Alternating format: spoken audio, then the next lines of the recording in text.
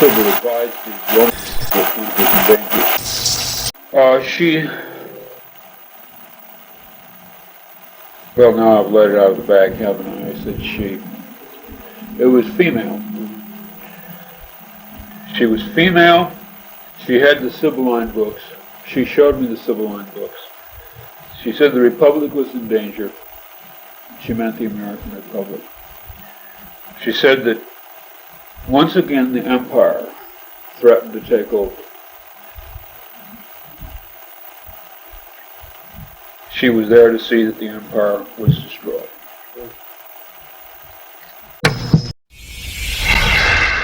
Hey, dickheads! Like a pink laser beam of truth beaming from a satellite in orbit to Ohio, Los Angeles, San Diego, and directly to your brain holes. I am your personal dickhead, David Agronoff, but I've got 3 other dickheads with me today. We hopefully will not have to rise up against any fascist dictators in the near future, although it's not looking great. So today we are breaking down our last science fiction novel by Philip K. Dick, Radio Free Albemuth. But let's start with our special guest today. Our special guest is Lisa Morton, the 6-time Bram Stoker Award-winning author and former president of the Horror Writers Association. She's also a world-renowned Halloween expert. Welcome, Lisa Morton, to the DickHeads podcast. Hey, thanks. Very happy to be here. Lisa, how did you, a thumbnail introduction for how did you discover Philip K. Dick? I was a young Los Angelino when Blade Runner came out. I loved Blade Runner. I think I had never read Dick before that somehow. Although I grew up reading Sturgeon and Allison and Bradbury and all the other great writers, I somehow skipped Dick. And so I went out, and after Blade Runner, I picked up Do Androids Dream, and for some reason the book didn't immediately grab me, but then I started reading other Dick things, and it was a pretty quick conversion after that. And then this is a book that actually made me love him even more. The first edition came out, and this is my copy of it, by the way. It came out in 1985, and I just loved this book. And I know we will probably get into what I ended up doing with this book. But yes. Yeah, it was. Yeah, so it was just kind of a quick transition after, I think, the movie Blade Runner. And I know you said Ubik is one of your all-time favorite novels. So that's your favorite PKD is Ubik? Yeah, absolutely. Okay. Lisa, all right. Quick question. Did you go right from Do Androids Dream of Electric Sheep to Radio Free Albemuth? Because that's like to really appreciate it, it helps if you know his complete oeuvre, you know? I did. I think there were a few other things in between. Yeah. Because there's like a 3-year gap there, and I know I was reading him from like 82 to 85. Yeah. And then, in the 80s, I think 90s, I was in the PKD Society, the Philip K. Dick Society, and I was buying a lot of the sort of scholarly stuff from then on and studying that as well. You were a member of the society? Yeah. Oh, cool. That's awesome. Oh, yeah. Lisa's the real deal.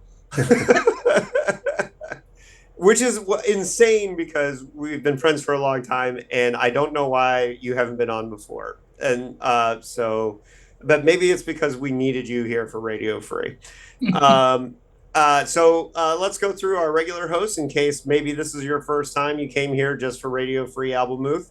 I'm David Agronoff, the author of The Last Night to Kill Nazis, and my most recent novel is a very Philip K. Dick inspired novel called People's Park. Professor Wilson, tell the folks who you are. I don't have much to say. I am who? Dear Alan Wilson, a man of the crowd. And I'll just foreground, I have a book coming out on Kubrick early next year. It keeps getting pushed back, called Strangelove Country, Science Fiction Filmosophy and the Kubrickian Consciousness. It'll be coming out from Stalking Horse Press. Thank you. And you've also written books on J.G. Ballard, Alfred Bester, and monographs on They Live and Minority Report. That's right. Yeah. Yeah. So all good stuff. And co-host of this podcast, Langhorne J. Tweed. Tell the folks who you are and what you do. I'm Langhorne J. Tweed. All right, moving on. All right, folks. One of these days you will say something about yourself. One of these days. Yes. Never happened. I will force it. All right. For the next segment of the show, it's time for the PKD news. And of course, the first item that we always have to remind you all is that he is no longer alive as a part of the... but this time, Professor Wilson and I have proof because we've been to the grave since the last time we recorded. So, yeah, but did you dig it up and really find out? Come on. No, we didn't. Might be like an Elvis thing. But we saw the whole family plot. But we'll get to that in a minute. But the first real item of PKD news is that the winner of the Philip K. Dick Award was announced. And that is These Burning Stars by Bethany Jacobs. I have never heard of it before, other than the nomination process. I was pulling for M.R. Carey's Infinity Gate, which I was a big fan of, but it did not win. Kirkus wrote, an intricate plot for revenge drives this far future sci-fi political thriller. An exciting start from a fresh talent offering emotional and political complexity plus plenty of interplanetary action. So I guess I have to read it now. So I'll let you all know in a couple months. Okay, and then the other really important news, which we are a part of, which is that the Philip K. Dick, the third annual Philip K. Dick Festival was held in Fort Morgan, Colorado. In fact, Not quite annual, is it? Biannual, it's going to be now. I have my Fort Morgan Tourism Board sunglasses. Oh my. Yeah, pretty cool. So we visited Fort Morgan. This is where Phil was buried, and we had DickHeads from all over the world came for the festival. And it was interesting to have, especially coming off StokerCon, where we had almost 700 people at it, to probably 40, 45 people maybe for the PKD Fest. But it was great. And some of you already know part of it because we put out the live episode with Stephen Graham Jones and Jonathan Lethem here on the podcast feed, which was great, which was recorded at the only bookstore in Fort Morgan. And Fort Morgan is an interesting little town. And they have... Anything about the Bible verses? Yeah, so there's speakers that are on the main stoplights in the downtown that play Bible scripture and remind you to vote Republican. I missed that. I didn't see that. I didn't hear that at all. You didn't hear those? Near the bookstore? Yeah, right by Acapulco Bay, where you guys basically set up residency. That's a sort of Mexican restaurant, I guess. Yeah. Yikes. Yeah. I can't believe you didn't hear that. Oh my goodness. Yeah. Well, they play it very faintly, which almost makes it creepier, right? That would if it's sort of subliminal. Yeah. Yeah. It was definitely Ferris Fremont endorsed. But so Fort Morgan is this little town in northeastern Colorado. And look, everybody was super friendly to us that was there, but it's a very strange little town. And so most of the events happened at the community college and there were speakers, and it was academic conference. You can see most of the lectures are on the Philip K. Dick Festival YouTube channel. So both Professor Wilson and I's talks are up there. I talked about Unfinished PKD, and then Professor Wilson talked about his upcoming book. We had a great time. It was fun to be around all the dickheads. And of course, we had the kind of somewhat, interesting experience of waiting out a thunderstorm to go see Phil's grave. So we sat in Professor Wilson's Jeep and just waited while it stormed like hell. And then did that. And I took the pen that I did most of the footnoting and note taking in all my PKD reference books for unfinished, and I jammed it in the ground there so it'll forever be there. And it was cool. I don't know, Professor Wilson, do you have anything you want to say about No, that? yeah, I really loved it because it was so different than, I mean, I won't go on at length, but it was so different than the usual sort of academic stodge I've encountered at, normative academic conventions, let's say. Much more laid back, people were having fun, but that's just sort of the nature of dictum, as it were, in any case. Yeah, and I got to team up on trivia with Jonathan Lethem and Stephen Graham Jones. Oh, yeah. Which you will be able to see at least the questions being asked on the Patreon. Yeah, and Stephen Graham Jones doesn't know anything about Phil's life, so he was useless. Oh, you're outing him right here. Yeah, no, he will tell you. He will tell you he was useless.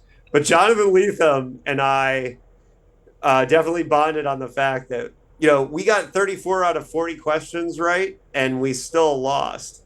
Who won? I'm Frank? pretty sure Frank Hollander and Blake Oh, Wilson's right. team. Yeah, Tough to of beat course Holland. they won. Yeah. Yeah, but I was like mystified that 34 out of 40 did not win us the contest, but whatever. But no, it was a good time. And the cool news is that the conference is going to go back to being biannual. And so this is where the news comes in. It's going to be biannual, which means 2026 and then 2028. Wait, that's not biannual. Yeah, it will be. 2024. Biannual is Depends twice on a your year. definition of biannual, because it can be both It can be Every both. 2 years, twice right? a year or every other year. Yes.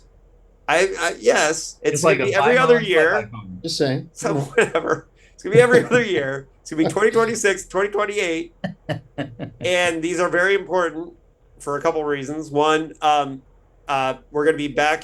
2026 will be back in Plastic Town, USA, Orange County. And we have a lot of fun stuff planned. I'm going to try to take some lessons from being involved in the organizing of StokerCon last year. There's going to be an academic track. There's going to be a fun panels track. There's going to be a short story contest, a screenplay contest. But one of the most important things we're going to be doing is we're going to do a bus tour of all the Philip K. Dick Orange County sites, which include the real life apartments. They include the restaurants and stuff he references in the books. It's going to, and the plan at this time is that Tim Powers is going to be on the microphone with us, but it's mostly going to be David Gill and Tim Powers doing like the bus tour of Orange County. And I'm already starting to like collect addresses, and part of reading this book was that. So 2026 is going to be in Orange County. It's going to be really huge, massive, awesome. It's gonna be great. Professor Wilson, do you have any other comments about being in Colorado? I was just gonna. No, that's sufficient. But I was gonna ask Lisa. Are you coming to the one in 26? Oh, I think so. Yeah. Yeah. And are you do you have any idea what you might do, or is it? I guess it's too far out, isn't it? Well, I am not an academic, so I will not be presenting a paper in the academic track. But Yeah, hey, that We could do like a sounds reading good. or something from a. Well, yeah, and that is one of the things that I do want to do is that for the short story contest and the screenplay contest, like we're going to do table reads of some Philip K. Dick unproduced scripts and some things. So there's lots of ways for people and authors to get involved. I already intend to have. I've already in my mind put Lisa on a bunch of panels. So, if it all works out and the dates are great, the number of people that we can call on from just Orange County and LA alone makes it a great festival. Even if we didn't have anyone traveling, just from. All right, now we're moving on. Yes. Yeah. Sorry. Yes. That's a lot of talk. Yeah, we got to move on. All right. So let's get into Radio Free Albemuth. Whoa. Hey, Oh, it was written. That's right. What? Hey, I know what I'm doing. I've been All on right, this show all right. the whole time. This book was written in 1976 and was published in 1985. David, what was happening in those years? Well, it's funny you should ask. June 1976 is around about when we think he finished writing this. So I went for June 1976 for what was happening. There was an uprising in South Africa. The Soweto uprising was the big news story of the month. The Gong Show premiered. And the opposite. That's a totally opposite thing. Yeah, I know. The number one movie in the month of June of 1976 is a good one. It was The Omen. Yes. The number one song in the country was Silly Love by Wings. Oh my God. Yeah. Just hearing Wings leaves a bad taste in my mouth. Yes. And Queen's Bohemian Rhapsody reached gold, the single. Became a gold record. Now, this was released in December 1985. And some important events that happened in December 1985.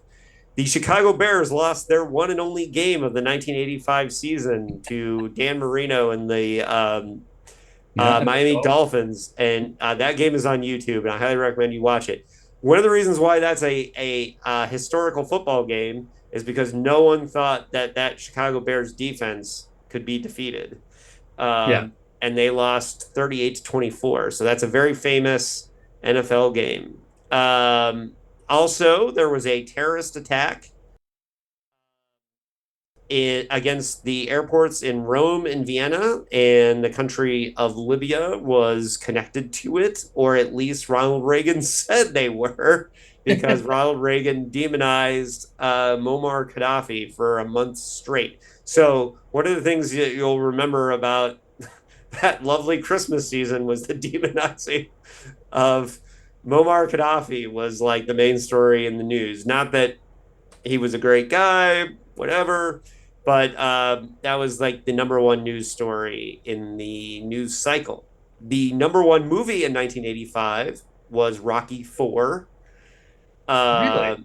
Yes, and the number one song was Saving All My Love for You by Whitney Houston.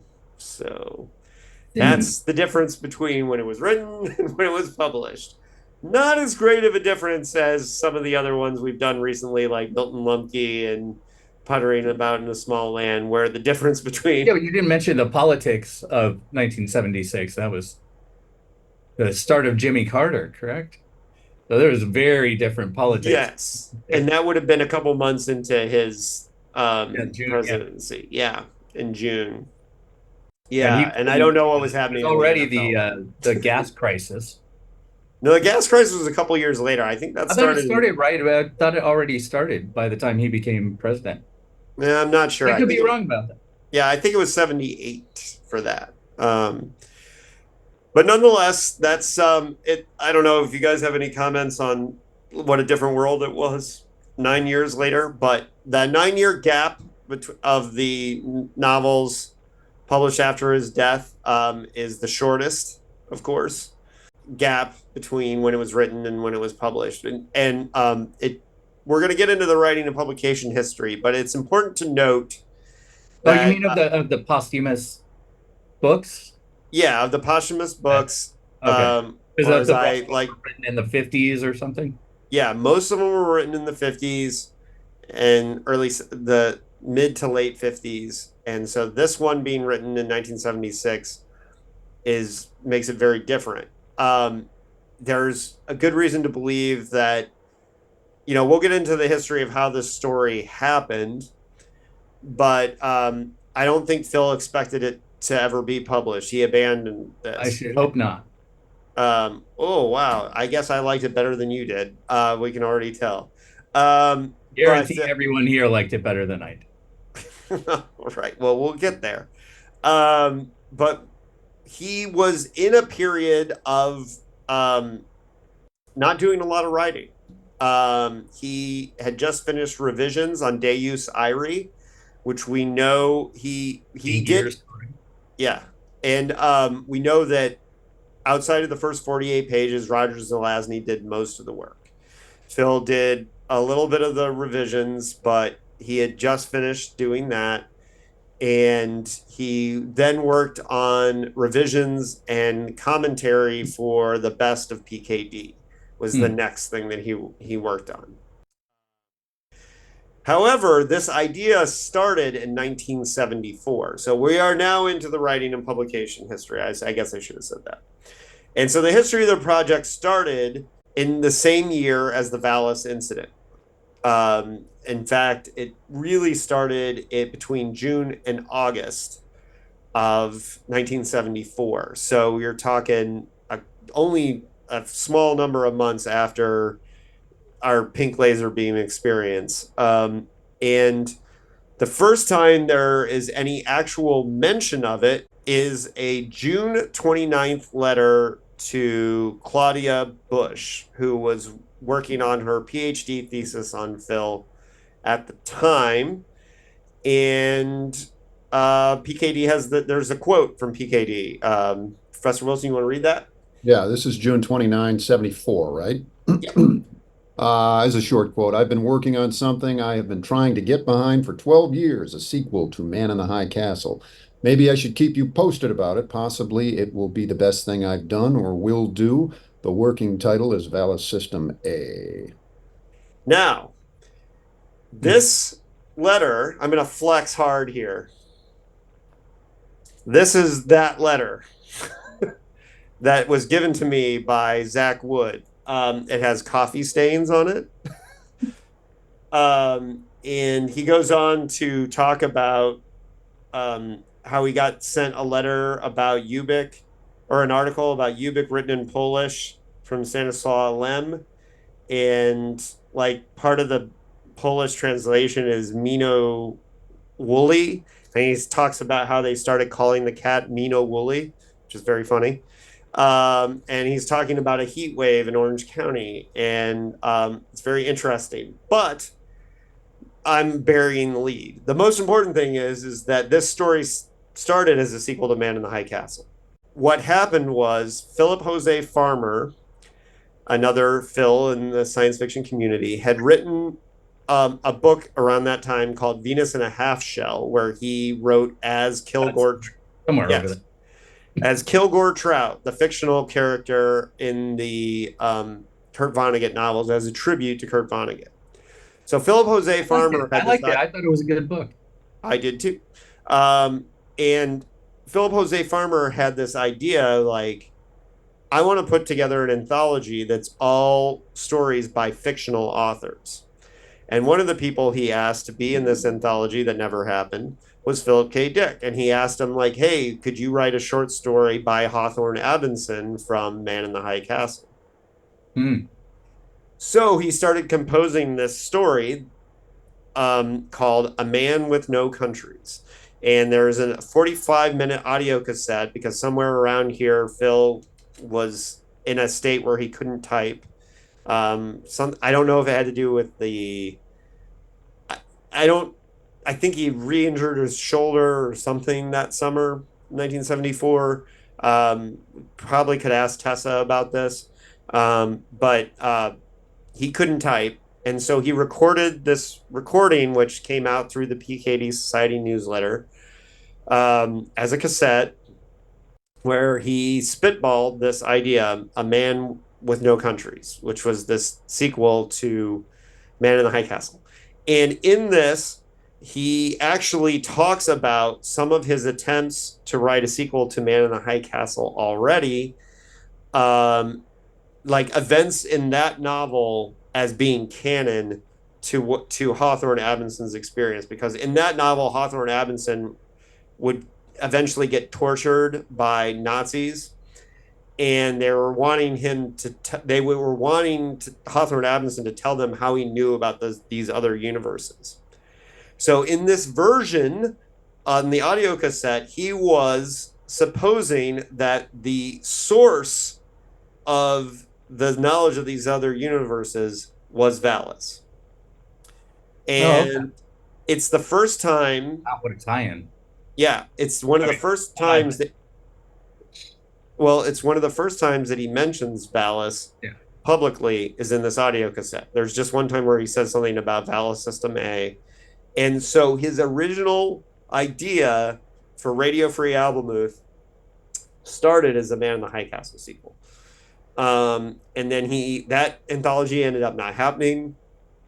But you can see in the letter to Claudia Bush, he was seeing VALIS System A as a potential sequel to Man in the High Castle. The reason he didn't write the sequel to Man in the High Castle is he hated reading about Nazis and researching Nazis, and he just didn't want to live in that world again. And it's one of the reasons why Man in the High Castle is more focused on the Japanese than it is the Nazis, because he didn't mind writing about the Japanese as much as he did the Nazis. All right, I'm done on that. However, it's important to note that that is where it comes from. But we do have a quote from the cassette. It's the next PKD said. This actually, I used to listen to this cassette in the 90s over and over, and I had it in my car, and I can hear, looking at this quote now, I can hear his voice in my head. He had hurt his arm or something, right? Yeah. When he was recording at this time, and he would oscillate between a more lively voice and then one that sounded like he drugged out. And very sort of lazy and I don't know what was up, but I actually don't think he was. And what's that? very bad Like German monotone accents. or No, it was like I don't actually think he was on drugs, but it just like sounded nodding like out he on was tired heroin or or fatigued. something. What's that? Like nodding out on heroin? Yeah, it kind of did. Yeah. Oh. And if I'm not mistaken, this I won't try to replicate it, but this passage he was kind of on, sounded like he was on the nod. Likewise, no matter what transduction system is used, there is a shaping, an educating. It is a tutorial thing. It is a teaching instrument. And what it does to you is develop you along the lines best for you. Or if it has a grand social purpose. One of the great plots in the novel, VALIS System A, is the I Ching, more properly the spirits that animated it, are going to overthrow the Nazi tyranny, because they overthrow tyrannies. They are not only educating individuals and improving them, they are educating society and improving it in ways a slow, gentle, persistent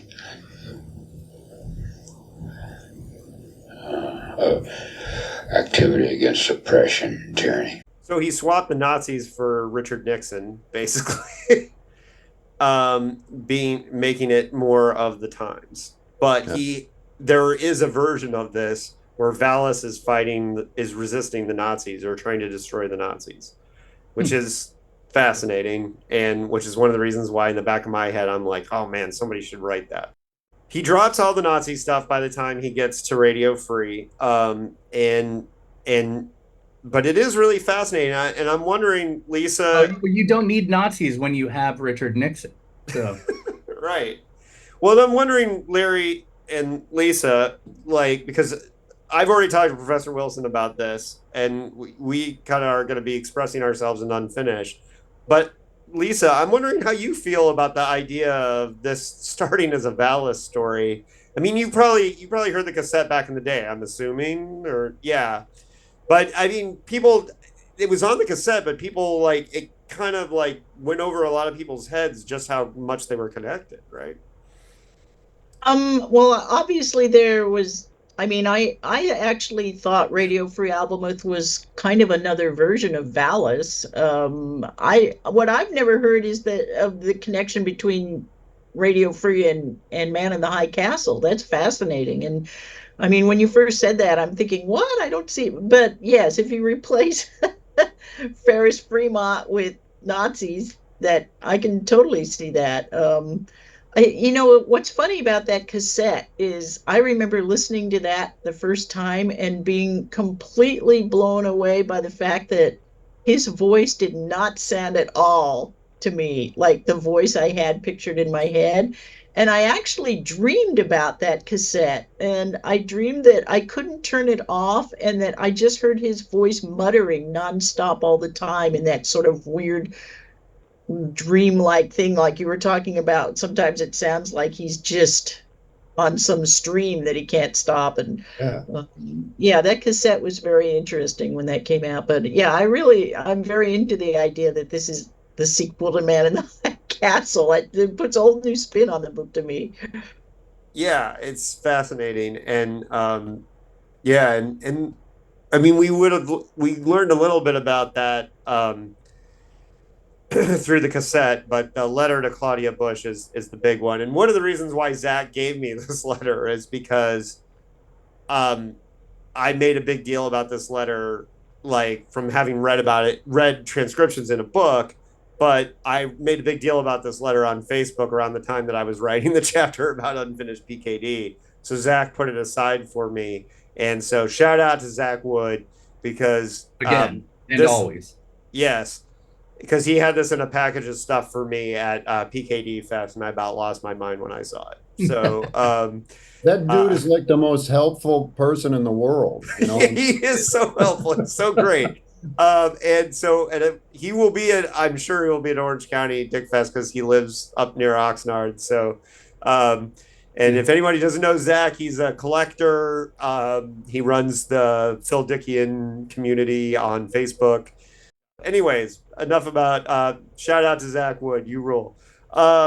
So as far as we know, Radio Free Albemuth was finished on August 19th, 1976. There are less details about this one through SMLA, because once we get into the Russ Galen era, who by the way is Sarah Langen's agent now, but was Phil's agent at the time, there's less records about exactly what date these things came in, although we have some of them.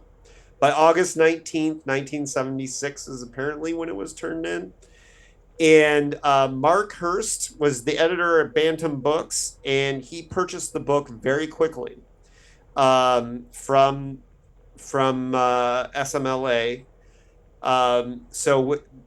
About that fall, he purchased the book. But the problem was that once he read it, he had a ton of suggestions. And there were a ton of things that he wanted to have changed. And it was going to be a major, major rewrite. And Phil apparently exchanged letters and he wanted to go into it. But he just never got around to it. And the thinking is that he eventually just started to more congeal around the idea that became VALIS, right? And so he wanted to write that book and didn't necessarily want to rewrite Radio Free because that would have gotten in the way. And by the way, Bantam eventually did publish VALIS. So they got the book that they wanted eventually. However, Phil did get paid by Bantam a certain amount upon acceptance. It's just he never got paid the full amount because he didn't finish it. Well, for context's sake, both, it's worth mentioning now, we can talk about it later if we get into it. Both Radio Free Albemuth and VALIS are novelizations of the Exegesis. Yeah. That's exactly what they are. Yeah. Yeah. In different ways. Yeah. Yeah. Yep. And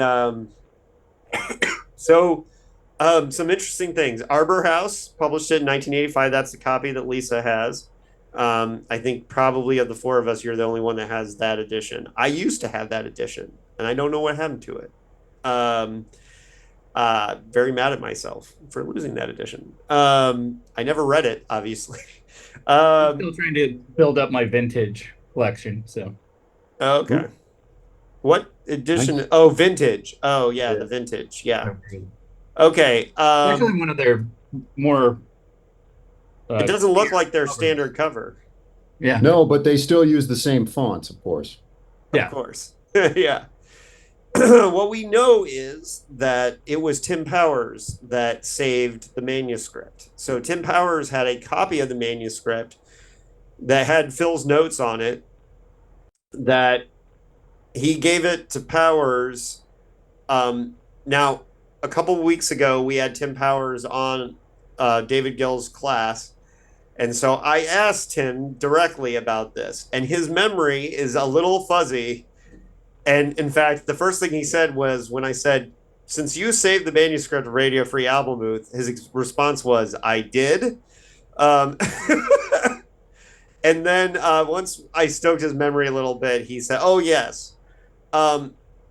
Basically, what he said was that Phil had originally wanted him to look at it, to give him notes and ideas, and eventually told him to keep it, that he wasn't going to work on it, and basically said, "I'm not even going to do that. So just don't even worry about it. You might as well." In fact, he said that often he kept manuscripts that Phil would just say, "Just throw it away. Just throw it away." Now, there's a story. So some of the notes on the manuscript is 292 pages, and there's stories about this manuscript. And it's funny because when Tim told this story to us in the class, he couldn't remember which book it was, but it was Radio Free. There was a point where, because apparently Bantam had made an offer on Radio Free even before he finished writing it. And he had read, I guess Russ Galen must have sent parts of it to Mark Hurst, the editor. But there was, at some point, he was late on turning it in for when he was supposed to turn it in. And Tim told a story about sitting in Phil's apartment where he pulled out his typewriter and wrote page 85 on the top of a page, and wrote pages 85 through 90 of Radio Free VALIS, or Radio Free Albemuth, VALIS System A, that never existed. He just wrote those and sent them and said, "Hey, here's some progress." He just made up 5 pages. And so there were, for a while, when the manuscript was being sold by collectors, the eBay or whatever telling of this manuscript said that those pages 85 through 90 were there. And so there's these random 5 pages of story that he just made up. And according to Tim, he just started in the middle of a sentence, like he had written the sentence before it, and then just stopped at the end and was like, "Oh, here's 5 pages just so you can see what I'm doing," which of course was, I haven't even fucking started the thing. And so I'm going to lie to you and tell you I've been making progress, which we know from doing my unfinished research that Phil lied all the time about novels in progress. Well, I love the hustler element in PKD. I mean, that's amazing. He was trying to be like a really mainstream author, but at the same time, he's trying to hustle science fiction and do all these different schemes. Well, great. Right. And it's amazing that Tim watched him do this, right? That Tim was there and watched him just do it. And At the age of 17 or something like that. Well, Tim was in his 20s, but he, point. Yeah, he was already a Fullerton student when he picked Phil up at the airport the first time he met him. So, but what's hilarious is that he would do this all the time. He would write letters to Russ Galen or David Hartwell and say, "Here's some notes on my novel in progress," and like literally all there was that actual letter that ever survived. He would say, "My novel in progress."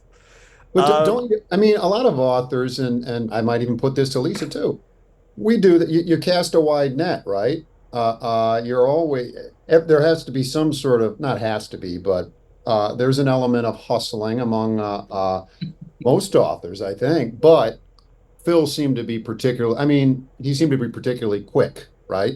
And sharp, and he could just turn it around like that. Is that something, if you'd like to say anything, Lisa, that you get involved with at all? Well, it's not. I actually kind of subscribe to a flip philosophy, which was the one that was espoused by Ray Bradbury, which was don't ever talk about your work before it's finished. Don't give any of it away. So, yeah, I tend to remain pretty closed off on it until it's done. You're never pressed by agents or publishers or editors to show them something? No, because I am pretty quick. So, Oh, okay. I don't usually take forever on getting something back to somebody. Well, I mean, they ask me to do things, I meet their deadlines. In fact, on a couple of my books, I've even said, do you want to see it as I'm going? And they were like, no, we don't. Just send us the whole thing when you're done. So, yeah, no, I would never do that, by the way, make up 5 pages and just send it off to someone. I wouldn't either. And Yeah, that makes you a very different type of author. I mean, yeah, he was definitely someone that had his times where he could work, had his times where he couldn't work, but he still needed the money, so he had to do stuff like this. Yeah, yeah. yeah. The He only was in a tight time spot.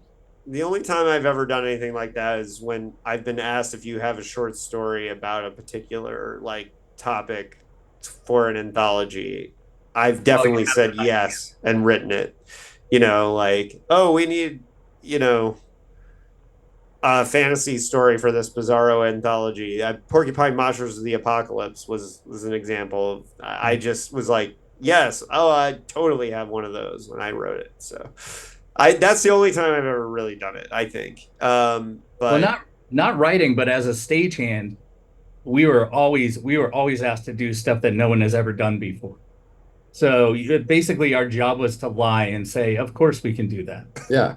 That was sort of like that was the central theme of your job was when someone says, "Can you make a person fly from this side of the stage to that side of the stage in 5 seconds?" And we'd have to go, "Yeah, yeah, oh, yeah, that's no problem." And then we'd have to figure out how we would, make that happen. But And you did though, right? You yeah, yeah, figured it yeah. out. That was Yeah, yeah. If you didn't make it happen, you didn't have a job. So you had to be right. like on your toes constantly and make it happen. so the editor at Arbor House that did eventually buy this from Tim Powers is should not be a surprise. Is David Hartwell, who was his who we have mentioned many times on this show, who eventually died a few years ago, worked a tour for a bazillion years, but was his editor at Timescape, who bought his last two books, and Phil was contracted to write Owl in the Daylight for David Hartwell when he died. So David Hartwell had at the time was working for Timescape for Banta, but also worked with several small presses on the side, and one of them was Arbor House. So he acquired he was a member of the early PKD Society newsletter. He worked with Paul Williams. His first job editing was Crawdaddy. Paul Williams, the founder of the PKD Society newsletter's first like rock and roll zine. So David Hartwell has been connected to the PKD world for a long time. So, but yeah, and it was published in December 1985. There was also a science fiction book club edition. And the first paperback edition was the UK edition in 1987. The first US paperback was from Avon in 1987. And in 1985, Radio Free Albemuth received at least 19 nominations from different authors for the Science Fiction Writers of America for the Nebula Award. So 19 different authors we know thought it should be nominated. It was not the Nebula Award winner that year, but it's significant that 19 different science fiction authors, voted for it. So we'll be into the open discussion soon. I'm sorry for Lisa, who's new to this. It won't be as much of me talking in the near future here, but Professor Wilson, we have another What PKD Said from an interview done around the time that he wrote it. Do you want me to write? That's a long one, I know. I want you to There's read three right in a row. Do you want me? Do you read want... the first one. All right, okay. I would actually prefer not to describe the novel. For one thing, they purchased it from the rough draft, and there will be many changes in the final draft, and I wouldn't want to have it freeze in the rough draft form. Oops, it did. I know it seems strange not to be able to answer a question like that. What is a novel about? I always say, well, if somebody asks Shakespeare, I understand you're writing a play called Romeo and Juliet. What's it about? If he were to give an oral description of it, it'd probably sound like a terrible bomb.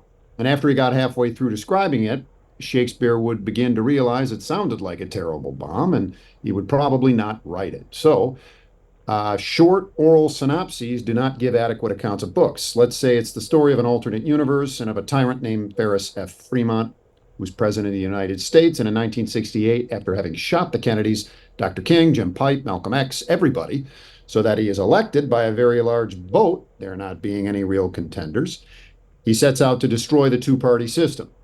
And it's the story of a group of people who managed to overthrow him. All right. My first thought is it did get frozen in a rough draft, and it was published as a rough draft. Yeah, anybody else have anything they want to say about this comment? I think it's funny, the whole Shakespeare thing. Like, yeah, even Shakespeare would sound like an asshole, like telling people about his book. Yeah, I mean, it is interesting to see. I mean, what would he do with Radio Free Albemuth if he were to tweak it and make it more dynamic and so on and so forth? Well, it would be VALIS, wouldn't it? Yeah. Kind of. Yeah. To some degree. Yeah. Lisa, you have anything on this comment from Phil?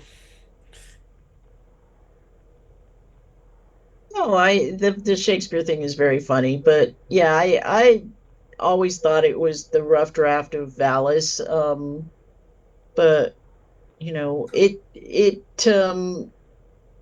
well, we'll get into this probably a little bit more, but I mean, I think it might be the first time and last time he ever tried to write a political thriller, which was a really odd and interesting choice for him. Slow My Tears, the Policeman said is sort of in that vein. Sort of, yeah. That might have been the first attempt at that kind of thing. Yeah. Much more clear cut that it's a political based. Yeah, Larry, anything on this quote? No, I said it just sounds like normal bullshit to me. So normal Phil bullshit. All right, the next quote, Professor Wilson. It's definitely science fiction because the people who overthrow him are picked at random by an extraterrestrial satellite communication system which informs them what to do and what information will bring down the tyrant, Ferris Fremont. And he coordinates their efforts through direct radio communications with the satellite, which has been in orbit around the Earth for several thousand years and periodically intervenes when tyrannical governments become too tyrannical. There seems to be no other way to depose him. It's very interesting that we never meet, of course, Ferris Fremont, ever. I mean, this is totally Orwellian, right? It's 1984 to a large degree. He is the big brother that stokes desire among characters, in addition to other things, who is just this sort of figurehead, invisible figurehead. Well, and I do like that aspect because I've never met Joe Biden or Donald Trump, but they've had a huge impact on my life because one way or another, because they're president, right? But I don't want to read too much into this, but the first sentence, it's definitely science fiction, right? Well, he doesn't ever mention in this interview, these quotes are all from the same interview. He's not like saying, oh, and by the way, this totally happened to me, right? Like, he doesn't say that, which, I think about that recent interview with Whitley Strieber that I was listening to him do where he was just talking about his horror novel that he wrote a couple years ago. And then somebody asked him about communion stuff and he got really offended. He's like, Really? I'm not here to talk about that stuff. Oh, come on. Did he really? He did. Well, he defended it for so long. I know, but it was interesting to me because everybody knows it's bullshit. But well, right. Well, right. And so what's interesting to me here is that Phil is never saying like, oh, this was inspired by experiences that I had in this 1976 interview. Well, he's also, but Phil was so worried about how he looked that he would keep this to himself. He didn't want anyone to know that anything was weird about him. He didn't want people to even know he did drugs. So, it sounds perfectly natural for him to hide that from the public. Right. All right. One more here? Yeah, one more here, and then we'll have the story breakdown and take our break. I could go for a year, I could go 2 years, I could go 2 weeks. This one, I was beginning to think I'd never get the handle. I had done almost 300,000 words of notes, and I was really beginning to think I would never get a novel out of it. And one day I was just sitting there thinking, and all of a sudden the handle came to me. And the next morning I sat down and began to write. And within 12 days, I had a complete rough draft, which I sold to Bantam. After 25 years of writing, I've learned one way of doing it, and I just don't know of any other way of doing it. So his 3,000 words of notes is the exegesis, basically. Yeah. I mean, there are all of the sort of, because I'm deep into the exegesis right now. And I've noticed so many similarities, almost all of the major episodes and themes, ranging from the to Gore Letter to the Black Iron Prison, so on and so forth. They're directly related to the exegesis, which he was writing at the time, right? Right. Yeah. Well, he continued to work on the exegesis even after he wrote VALIS. So he did, but he was very invested in novelizing at least portions of it, which he did. Yeah. Yeah. Well, I mean, you spend that much time writing something, you probably want to turn it into money. If you're Philip K. Dick, right? But he could also hide behind the novels. The novels are fiction, right? Unlike the exegesis, which is truth, or at least his truth. Well, and we know that, according to Tim Powers, Mayor Wilson, and a lot of the people who hung out with him at the time, who are still with us, that can tell us these things, is that Phil, played up and played down the VALIS stuff depending on the audience he was talking to, right? And like K.W. Jeter was a person who didn't believe any of it, so he didn't say any of that shit to K.W. Jeter. But Mayor Wilson, I had a different impression of who Phil. They all had a different impression of the whole exegesis Phil thing, right? And and I believe, and I could be wrong, but Mayor Wilson said part of one of the reasons why she was sent to go watch Blade Runner with him when he watched the 20 minutes of Blade Runner was to just keep him from saying anything crazy. That's exactly right. She talks about that in her memoir. Her task was to keep him alive. Yeah, right. We got to get Mayor on the podcast. She's great. Yeah. So that's it for the writing and publication history. Larry. Huh. You know what time it is. What? The story breakdown. Breakdown. Okay. Break down the story for us. Oh, I'm not looking forward to this since it's clear you did not like it as much as I did. Well, that's not what the breakdown's about, man. Yeah, okay. Do it in one sentence. He did that for one of the books. What was it? There was one you did really short. Yeah, I can't remember which one it was. I'm looking at. Yeah, I try to keep them all short, but sometimes they go out of control. All right. Anyway, so this is a book called VALIS. Radio Free Albemuth. I don't know what an albemuth is, but my God, I hope I don't get it. I can explain it, but I won't. I know you will at some point. Yes. So we have two sort of protagonists here, which means 2 points of view that we see the world from. A fellow named Phil, who's a writer, and a fellow named Nicholas, who's not a writer. And it starts with Phil talking about Nicholas's upbringing and how they met and what Nicholas did when he was in school. It's sort of pastoral the way he describes his, like, this is where he lived, this is what he did, this is how he became the person he was, this is how he met his wife, this is how he did these things, this is how he got his job and became this person. And it's almost like a love-hate letter to Berkeley itself as well, where Phil is talking about how Berkeley has changed over the years and how, at first Herb Caen called them beatniks and now they're hippies, and socialism and Russia and all the things they do back then. And it's a lot of fun. It's a lot of fun learning about these people and the state of affairs in Berkeley and at the time. Then something weird happens to good old Nicholas, and he's visited by some sort of alien intelligence, which he's like, oh man, it's weird. Like, there's this alien and it's talking to me. And Phil goes, oh, it's sort of like a god. And he's like, no, it's not like a god at all. But I got a job interview down in Santa Ana, and we'll see what I think when I start living down there. And meanwhile, there's this guy that becomes president who, man, if you don't know this is Richard Nixon, you don't know Richard Nixon.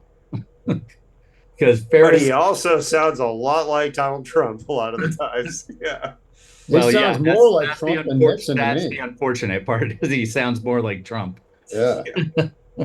We'll get into that. Harris F. Fremont is a classic Orange County Republican that sort of becomes super sinister immediately. Not just like super sinister, but he's twirling that mustache, because there doesn't seem really to be long mustache. Yeah, it's a really big one. He doesn't seem to have a single feature that is worthwhile, other than being, the enemy of humanity and sort of an American Hitler, which, I mean, it comes up right away. I didn't do it. I didn't bring up Hitler. It wasn't me. It was PKD that did it. So Nicholas is like, wow, I've got all these things that the aliens are telling me to do. And Phil's like, well, maybe it's like a god, right? Oh, no, it's not a god. And then he moves to Orange County. He's like, it's totally a god. It's like God, And now that I'm in Orange County, I can believe in gods, because in Berkeley, you get crucified if you believe in God. Get crucified. Never. So some stuff happens, but it's kind of cool, but it's not like super relevant. Other than Phil is detained sort of by I'm going to have to say it, the Fappers, which that has not aged well in modern society. So the FAP are friends of the American people, and they are basically your classic SS. They follow blindly the sort of fascist ideals, and Bill has this great plan that he's gonna have sex with one of them and make her his sort of inside man or inside girl or inside woman. But she is way ahead of him in being the inside person. So there's like a bunch of drug stuff that they're planting drugs on people. Phil gets all the drugs planted on him. Plus, Nicholas is totally a communist, according to the FAP. But like none of these things are true. It's sort of all a setup, and Phil tries to find his way out of it, but gets deeper. Nicholas tries to find his way out of it, but gets deeper. Meanwhile, the aliens are talking to Nicholas, and he's like, well, I mean, I have to do what the aliens tell me, right? And he comes up with all these weird, like, various rules for the aliens. Like, well, yes, of course they will fix my gaping wounds, but no, they will not give me a man's clothing to wear out of the hospital. That would be ridiculous. So, like, there's arbitrary rules that seem to come up here and there. But Nicholas is told that he has this plan to create an album that is subversive to the government. Meanwhile, we find out that Fremont is not only the president of the United States, but also a sleeper communist agent, which we like you said, we never meet the man in any way, shape, or form, but man, that makes him so much more evil. So there's what is the I can't remember what they're called. The check. Thank you. Yeah, is that how you pronounce that? That's how she's doing it. So yeah, I wasn't sure. Okay. But so then we find out that that's a family's name, and Nicholas finds out that he's going to have to meet one of that family, which is the daughter of the person that got Fremont into the Communist Party in the first place. And there's like conspiracies in conspiracies happening here. And so they decide they have to do this thing that, well, they didn't decide. I mean, the alien intelligence decided that they have to do this thing because the aliens are real, but it's also an alien AI that's in charge of everything.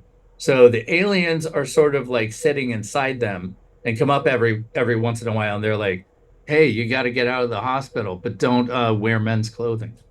And so that's the sort of thing that happens. And so the AI says, you two have to make a song that is subversive to the American president. And then everyone's going to be like, oh, man, I don't like that president. Right. All right. Wait, I'm not done. Go. Jesus. First of all, we haven't got to the part where the whole book becomes totally irrelevant because they fail miserably, and Nicholas gets shot in the head. Oh no, shot in the heart, and then Phil becomes just a dusty nobody, and we don't know exactly what happened to Nicholas's family, but we know it's probably not good, and that's fine. That's the end. All right. Nothing good happens to anyone except the song comes out and kids. There you go. Doesn't the government end up intending to write the rest of his books too?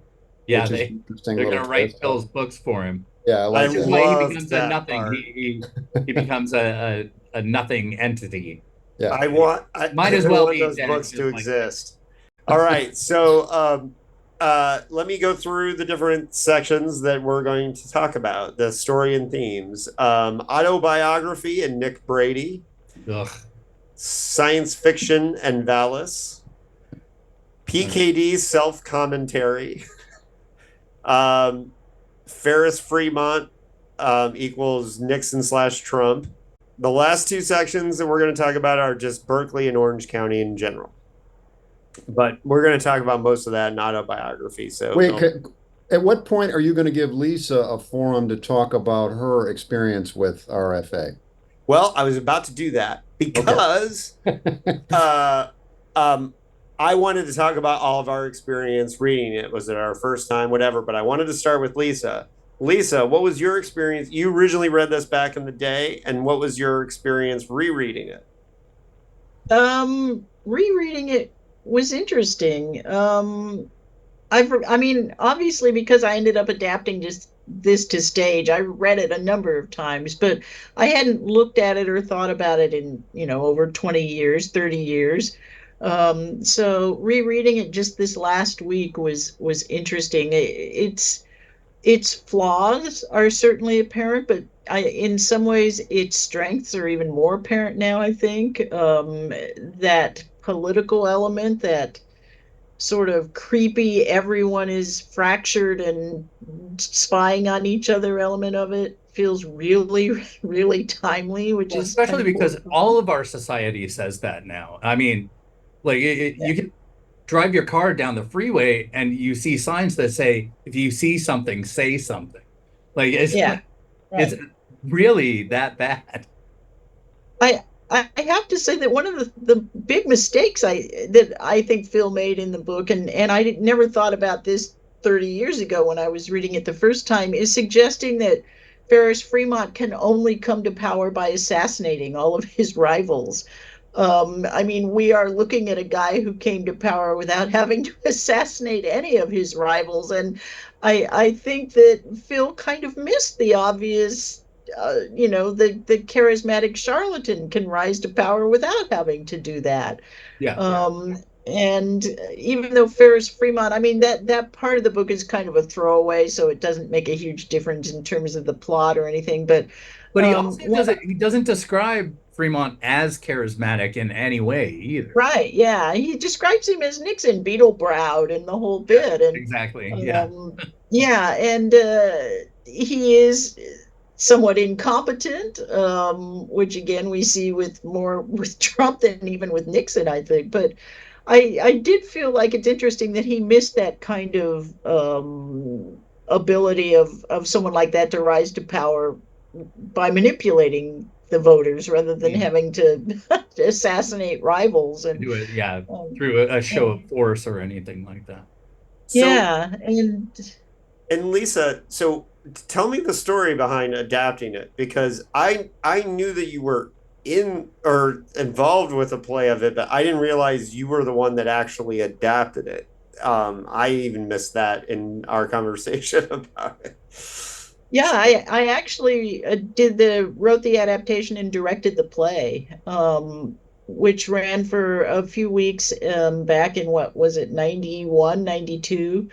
At the time, I was doing a lot of theater, and I was working with a really good company in Hollywood called Theater of Note. And Theater of Note had just done a Richard Brautigan adaptation. They did a Brautigan story called Sombrero Fallout. Yeah. And the fact that they had done that made me think about trying to do a Dick adaptation, which is something I had sort of mulled over a little ever since I'd been getting into theater more. And I picked Radio Free Albemuth for a couple of reasons. One was that I thought it was reasonably cheap to produce because I could focus on the kind of political elements rather than, a lot of the Phil things. I mean, as much as I would love to do Ubik, I couldn't begin Yeah, to that would be conceive rough. of how to do something like that on a small stage. Theater of Notes, I should explain, it was written specifically also for the space and Did for it, the actors that what kind of theater did they have? Did they had a typical was it black box in what we call black box theater, less than 99 seats. It seated about 70. What was interesting about their space was it was two-story. really? You actually could stage things on an upper level. And so that was what I did with Ferris Fremont. I put him as this sort of, and he had to be a figure in the play. I put him as this sort of figure who's always looming up there on that second story over the action that was taking place on the main stage below him. Now, Did you give Lisa, any dialogue? Did you give Fremont Yeah. dialogue? I did. Well, I gave him speeches. He's up there, and I took a lot of the descriptions of him out of the book and turned them into speeches. Oh, cool. And I did also create some of my own speeches for him, though, because it is a weird kind of omission in the book that we don't hear a lot about what he's doing and how he's controlling people and so forth. And so I did create a few speeches for this character up there, and there were some interesting other changes I made to it just to accommodate the actors in the space. I truthfully cut a lot of the exegesis stuff because I thought it got in the way of the sort of A political straightforward story. Yeah. plot. Now, Yeah. Lisa, did this Black Box Theater inspire this novel? Was that the theater that inspired it, or a different one? It was a different theater. Okay. In the novel, the theater is actually inspired by a real LA location called the Brewery. I don't know if you know about the brewery here in LA, but it is an old Coors brewery that was converted to artist lofts probably 30, 40 years ago. And I had friends who ran a small theater out of that. Rather than being like fine artists, they were theater artists, and they ran their theater out of the brewery, which is supposed to be haunted. And it was a very weird, interesting experience to go see a play there, and you'd like go out during intermission and realize you're sitting in the guy's bedroom. But Yeah, and I just want to shout out The Castle of Los Angeles. This is one of my favorites of your novels. That's a haunted theater novel. It's great. And so Thanks. shout out to that one. I didn't realize So, how yeah, involved with theater you were. That's great. Yeah, and so that was As the a experience theater with Radio person, Free I Albemuth. love to hear theater stuff. Yeah, that's right. Stagehand. Yeah, of course. And it was an odd and interesting experience doing it. We had some really good actors in it, including, of all things, we had one odd connection to Blade Runner. Hy Pike, who plays Taffy Lewis in Blade Runner, was in like one performance or something. He came in and stood in one night as an FBI agent. But it only ran for a few weeks. It got some interesting reviews, and I was really disappointed that I couldn't get more people from like the PKDS to come out and see it. On like the final night, Doris Sauter, who is essentially the model for Sadasa Sylvia in the book, saw it and loved it, and ended up talking about it in a later issue of the newsletter. And there was someone else, I forget who it was, who from the organization who saw it, who said, "I'm really sorry we didn't see this earlier on so we could tell people how great it was," which was really nice to hear. But so yeah, it only ran for a few weeks. It got one review I loved in, I think, the LA Weekly, that said something about it really captures the way Dick walks that fine line between madness and reality. And so yeah, it was an interesting experience. Well, that's That would cool not that be a Doris bad came. We play talk to about her revisit a lot. at this time. You know, Yeah. it might play really well right now. Yeah. You might want to dust off that script for PKD Fest. I don't know. Yeah, Doris coming is a big deal too, because she was a very important person to him in the last couple of years of his life. So yeah. I'm playing Ferris Fremont absolutely when we do it at the festival in 26. I want We to can be up at there. least do a reading of some. You're already auditioning for I'm in. Yeah. Yeah. Well, yeah, that would actually be really great. So I am down for that. All right, so let's get into the first, and we'll talk more about the play, I'm sure, when we get to different parts of the book. But that sounds fascinating, Lisa. I really wish I could time travel to see that. Me too. Unfortunately, I should add, by the way, that I did place my adaptation is available for anyone to read free on my website. Oh, excellent. Oh, cool. Right. Yeah. We will link to that. Yeah. So, all right. Some fun things going on in the autobiography.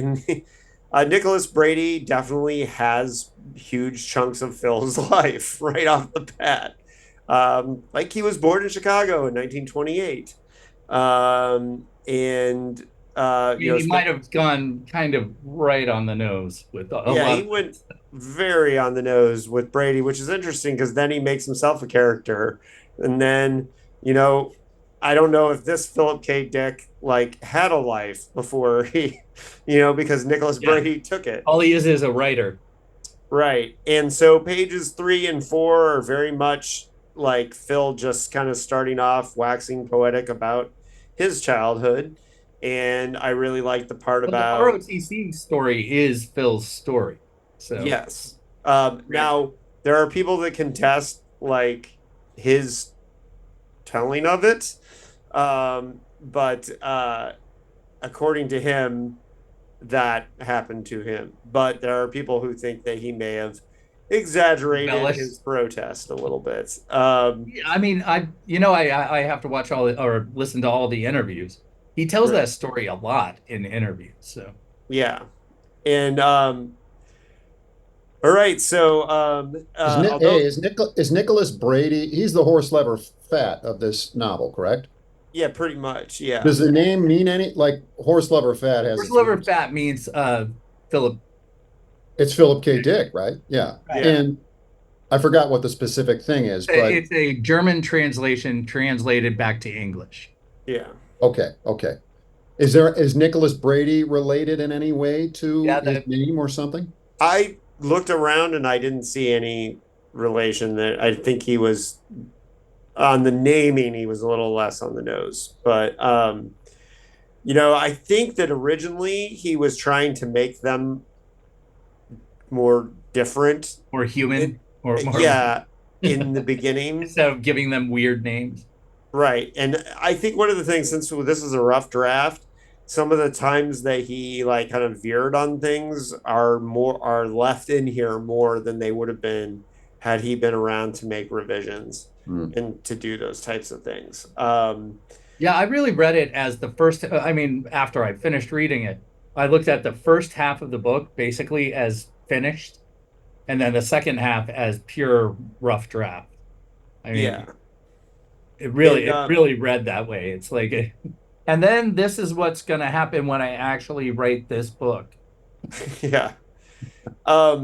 Well, and some of the things that are interesting on as far as in this first chapter is that you definitely get actual places, university music on Telegraph Avenue, the record stores that he worked at, and you start to get these real life characters. And one of the funny things is, as you know, we're doing the Dickopedia project is that I realized that because they're in Radio Free Albemuth, now we can put university music in Dickopedia. Instead of it just being a biographical thing, it's now actually in the novel. Tony Boucher can now go in Dickopedia because he was in the novel. And do you think that was all stuff he intended to change the names of later, if he had gone back through and finished it? Well, there's I don't know, but that's an interesting question. Why I'm asking. Do you think? Yeah, well, I think I don't know. Some of it I think he really did want to make commentary on, but some of it, especially we'll talk about the Harlan Ellison stuff when we get there, like is hilarious because it's totally like a Drake diss track. Like right between, and that part was pretty funny to me, but we'll get there. But and then chapter 2, as far as the autobiographical stuff, Nick Brady, like he's basically explaining how his marriage to Rachel is Cleo, right? And the Francisco Street house, he has the exact actual amount that he paid for the house. Yep. When they got married in 1953. So we know what the monthly payments were on their mortgage because he mentions that it's $27.50. So weird that it's all on the nose like that. I mean, yes. And it's funny because at one point I remember reading something before I went to visit the Francisco house. I was reading up about it, and when I saw that they, their mortgage payment in Divine Invasion says their mortgage payments was $27.50, and I was like, how the fuck did they get the mortgage payments? Like, how did Sutton get this information? Well, it was a Radio Free Albemuth. That's how. Right. Well, that's a lot of the stuff that we've learned about Dick seems to come from this book. Right. So much that is just straight out of his life that I thought had come from like some deep dive research that someone did. But no, it's just written right here. In Radio Free Albemuth, right. And it's funny because you will find a lot of this stuff in different interviews and things, but and like the whole thing with Cleo being involved, like going to Communist Party meetings and that whole thing, and like, like, hey, we'd like you, because of your wife, we think you could get into these parties and things like that. Like, according to Phil, these things happen, right? And we know he exaggerated a lot, so he's a somewhat unreliable narrator. But this whole thing and of course the cruelest part of the book has to be him just so blasé saying, and then she got pregnant, so she gave up her life and moved down to Santa Ana. That was, to me, the worst thing you could say. Right. Well, yeah, and he makes interesting commentary on and Lisa already pointed out that Sylvia is Doris for sure. We've seen Doris was a character in Divine Invasions and in VALIS, so yeah, she had a lot of similar. Although I thought she was initially, when she was in the dream part, I thought she was going to be like an actual singer, like a Nina Simone or someone like that. Like right. I thought when he was talking about kinky hair, I thought she would be a black woman that was a singer, all that stuff. And so I thought there were other realities coming into that. But well, she's less Doris in this book than Doris appears directly Doris, and is directly Doris, especially in Divine Invasion. Divine Invasion is, that whole first couple chapters with the bubbles and living in the spaceships that were next to each other, and that is a science fictional version of his relationship with his next door neighbor Doris, who he had Chinese food with all the time, which is weird and interesting detail. But so the heavy biography stuff is really, really thick in the first couple chapters down to the details, but it doesn't just end there. There's also on page 67, there's talk of the exegesis notes. Let's see if we can find that. Nicholas said, I wonder if my 400 pages of notes are safe. Maybe I put them in a safe deposit box in a bank somewhere, and that's when he starts talking. It's all the way down to the FBI. Yeah. Yep. And then the break-in is mentioned on page 84. And even the part about him doing it. Right. The speaking to God, the page 115 is your fish symbol. The pharmacy, whatever. The one from the pharmacy, right. And then let's see. I have page 160 as being where Doris is first kind of mentioned in Sylvia, but also on, I think there's more details on page 171. Oh yeah, I learned from it. I'd like to. Sylvia says, I'd like to go into the priesthood. The Episcopal Church may ordain women eventually. Right now, it doesn't look so good, but by the time I finish college and seminary, I think they will. That's Doris, and right? There's also that conversation in Transmigration that is exactly about that same subject. Soon they'll ordain women, blah blah blah. Yeah, and then 215 is the Christopher, is the whole healing. Like, I found out about kid and went to St. Jude Hospital in Fullerton, which will be on the bus tour. Because that hospital is still there, which to me is the most nonsense part of the whole thing. But yeah, Phil usually does pretty well when it comes to medical stuff. Everything he says in this about medical is wrong. Well, yeah, and that could come down to the rough draft thing, and that maybe he would have been better about that. And that's fair. How much did he correct his wackadoo science in general? Yeah, well, that's the thing, is usually he got the medical stuff correct, even when he was doing wackadoo science. Yeah, and I'm wondering, Lisa, how aware were you about how autobiographical this was when you were working on the play? Because that was earlier in there were less of the biographies and things like that coming out at the time. But by the time I was working on the adaptation, I was very aware of it. Okay. Yeah. Yeah, because I don't know if Divine Invasions was out by then. Like, But wait, Sutton doesn't present it as, because still the thing, I mean, this is a novel. Yes, he's drawing from his personal experience, which in terms of truth, at least as I see it, is problematic as well. But in terms of how he literally textualizes it, and the text, anything you put in a text is a filter in and of itself. And there are multiple filters through which we try to access PKD, Radio Free Albemuth being one of them. Sutton doesn't present that as like fact, right? no, he doesn't present Radio Free as facts, as far as I can tell. I mean, he but pulls from it, but I think he calls it from Radio Free. What's that? I think he tried to confirm. He's definitely confirming everything with interviews and like, right. Yeah, But he calls attention to it, there. its presence in the novel, but at the same time calls attention to it being metafiction. Yeah.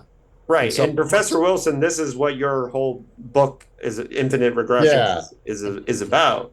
Is Lisa, like, yeah, I'm writing a book on the biographies and memoirs and life writings of Philip K. Dick. Oh, great. So very much exploring how my kind of core thesis is that, be it on Philip K. Dick or anybody, the nature of biography is speculative, but especially speculative with Dick for a variety of reasons. Among them being that he is, as a human being, as well as an author, an unreliable narrator. Yeah. Very much so. And I just checked, Divine Invasions came out in '89, so I would absolutely have read it, and it was probably still sitting really recently in my head when I was adapting this play. right. Okay. But an interesting thing is that you probably didn't know any of this stuff when you first read the book. Right. Yeah. So to you, that those were separate characters and not some amalgamation of Phil K. Dick, So I think I might have known. When did the newsletter start with the society? Because I feel like I did know some of it. do some of that when stuff? when Okay. 81, I read it. think it was, right? Or no, 83, around there, early 80s. Yeah. So Where's I may Jonathan have, Lethem when you need him? yeah, I may have known a few of the basic facts from the newsletter. Okay. Yeah. But it's interesting because, I cannot read Radio Free Albemuth and eject all the autobiography, which is, the thing that even I had a problem with this one. I mean, usually I can do pretty well with separating fact from fiction, but this one was almost impossible because he's basically saying directly what happened. So and the amount of times that Larry and Professor Wilson have been like, shut up with the autobiography stuff, right? Because I'm always looking for that in all of Phil's work, but this one, it's like you can't avoid it. And I mean, don't get me wrong, I love biographical stuff, autobiographica and all of that, but in terms of manifesting truth, it's deeply problematic. That's all. Yes. Mm-hmm. All right. So, does anybody else have anything on the autobiography stuff? And then we'll get into VALIS. I have a question for you, since you've been digging into all of this lately. Did he ever, the progressive records thing that ends up becoming Nicholas Brady's whole existence in this book, did Phil ever think about going to work for an actual record company? I can tell you that there were times where people would say things to him working in the record store, you should work doing this. And I know, because back then there were sales reps who would talk to stores. So that was I think he probably talked to sales reps, and I think he just saw it as a job that he'd give Brady to put in this whole singer-songwriter rebellion thing. But no, he didn't ever have any kind of jobs in the industry outside of slinging the vinyl in Berkeley. Right. But you know, we've seen him turn that. I mean, they also sold the first TVs in Berkeley, which is how Puttering About in a Small Land started. Yeah. So, you know, I mean, that job at the record store, it's the only job he ever had. So, you know, any kind of, so it's so funny because he gets so much attention for being the working class writer. And he had one job. One job. You know, I mean, he worked at the 2 locations and he worked with different people, but he basically worked for Herb Hollis, was the only boss he ever had, you know, which is why. But so many of his characters are skilled laborers, you know? Yeah. Yeah. Well, and I don't, you know. The groovers. Yeah. And I don't know if he was like, you know, when he like got his tires regrooved, if he like sat around and talked to the guys to be like, hey, I'm going to be writing about you guys someday. So I don't know, but he does a good job of writing the working class writers. But I think it's partially is that he always felt like, you know, he needed money. Like, you know, that's part of his thing. So, yeah, but to answer your question, he never had any kind of job like that. That was all made up.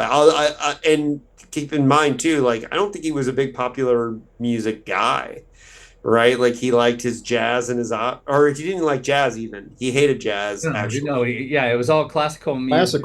Classical and opera, yeah. Up until he had the house where he had all the drug people coming in and out and all that stuff. And apparently that was more like a rock and roll house. Yeah.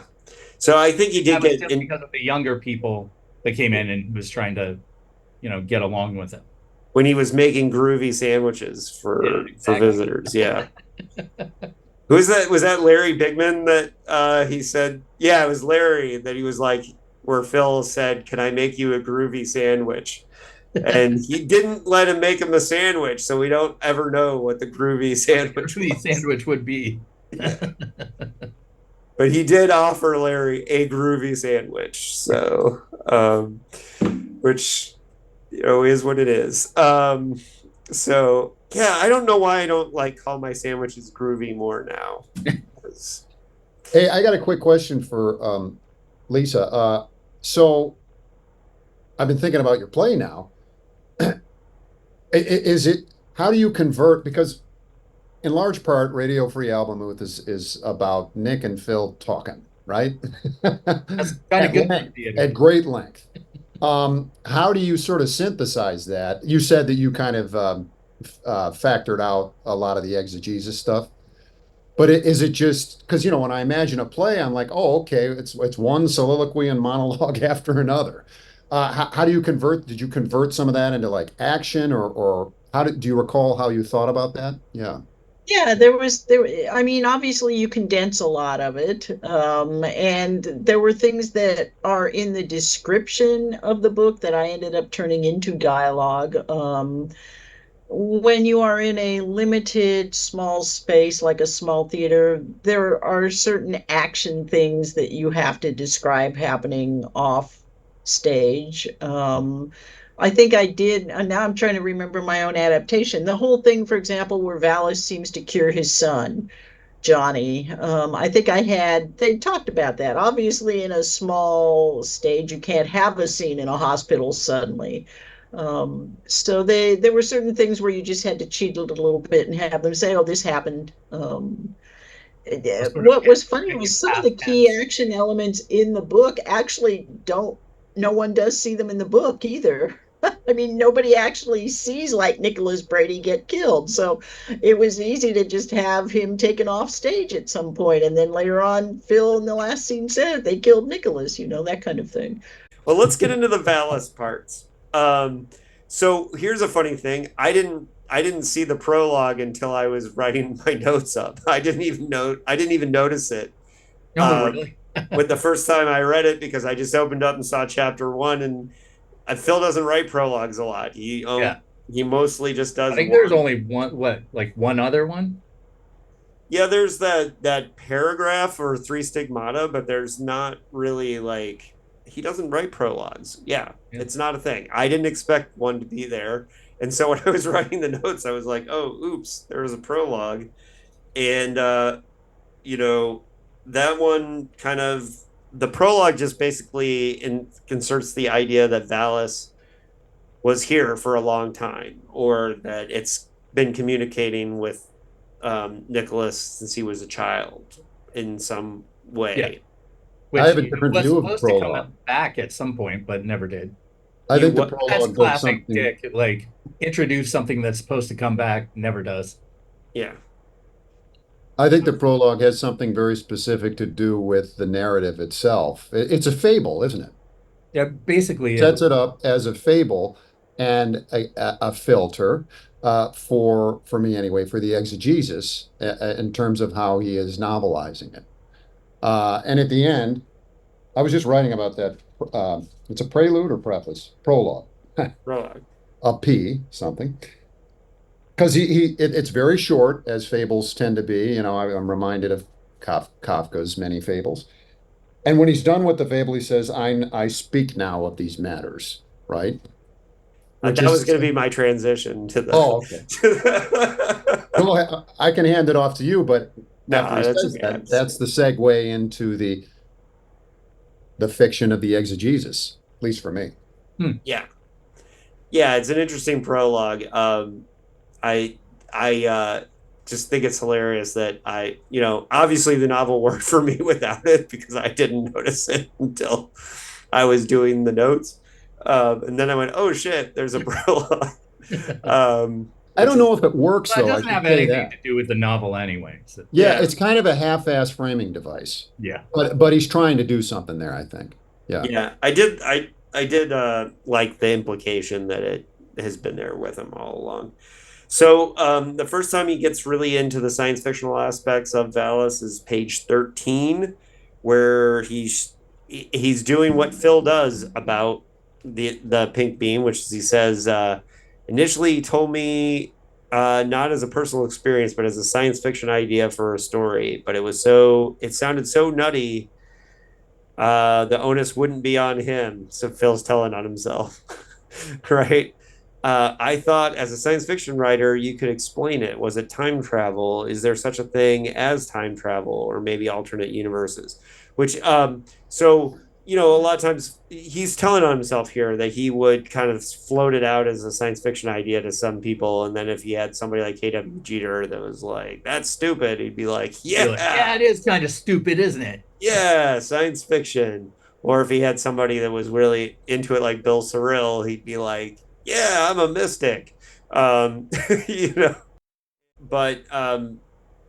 I think he's really kind of playing his hand here, showing, we're seeing how Nick introduced Phil to it is how Phil introduced everyone to VALIS, I think, in those kinds of ideas. So that's super meta, super autobiographical. It is what it is. Page 32 is the first time he mentions the medical prediction, but I think he just kind of says, like, we'll talk about that later, basically. And he kind of like just offhandedly mentions it. But, Phil would always talk about the medical prediction as his proof. On page 40 is when he really starts talking about VALIS talking to him, right?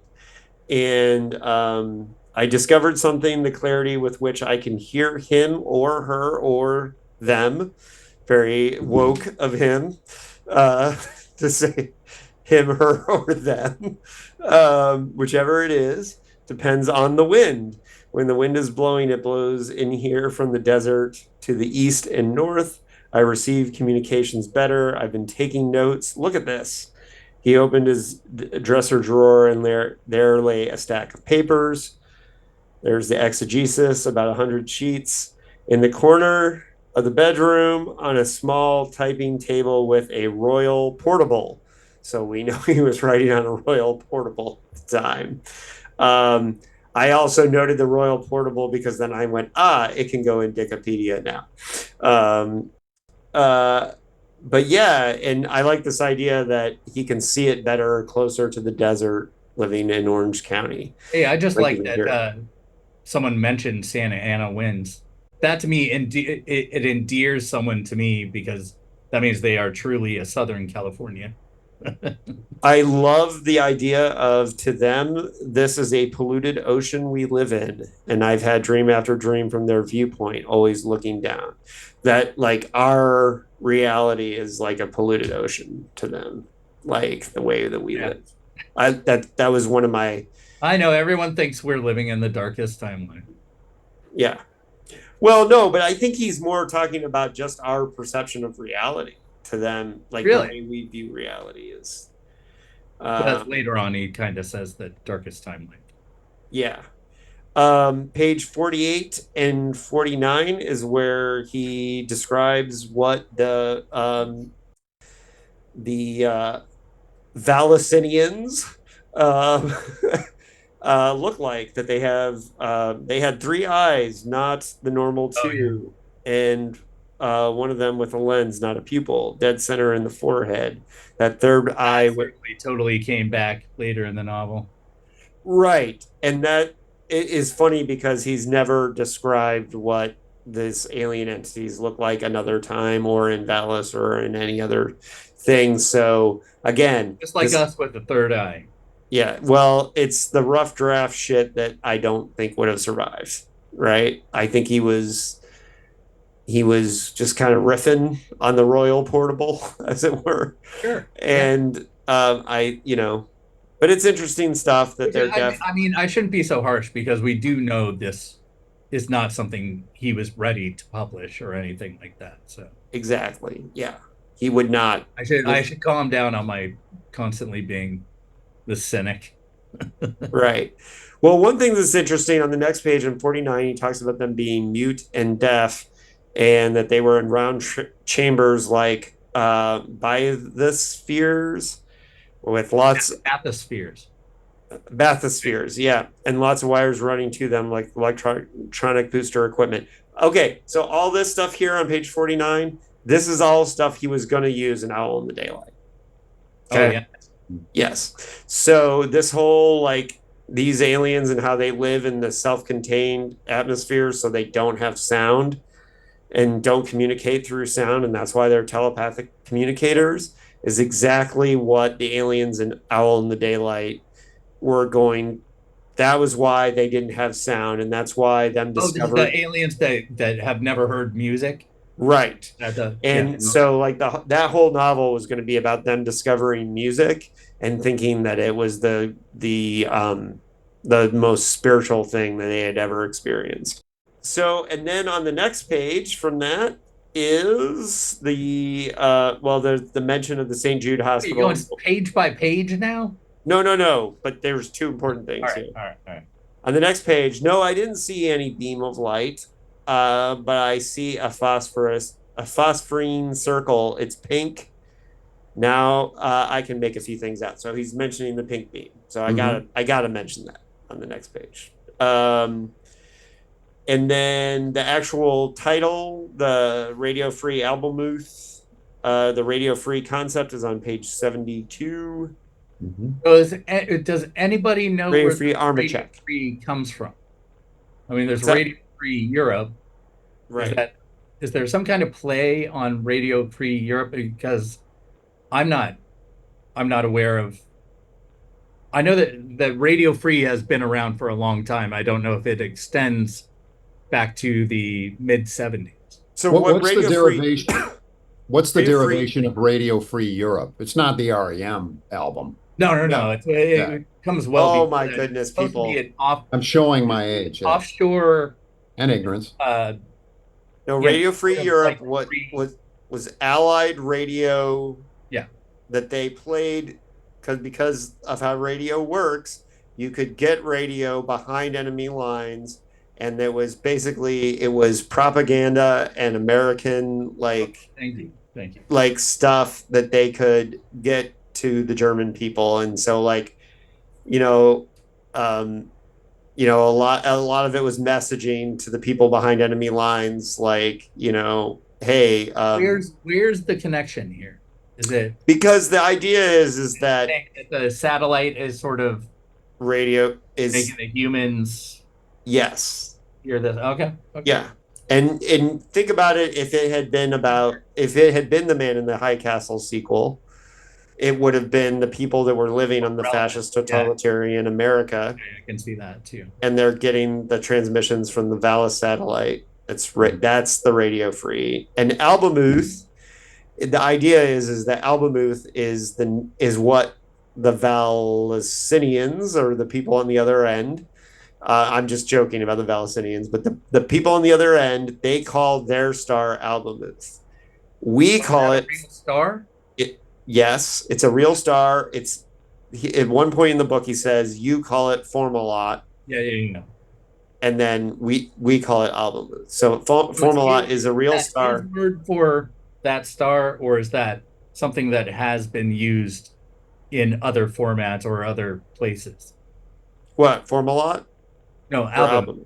Is that a it's just made up. Or, yeah, it's just made up. But Formalot is the real star, and you can use your Skyview or Sky Safari to go find it. I let you do that.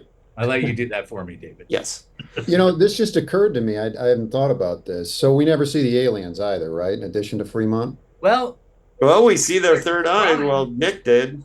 Yeah. Well, he says they don't make a formal sort of entry into the narrative, right? But we don't get, when they're inside the person, and they're sort of like it's described as a glowing egg.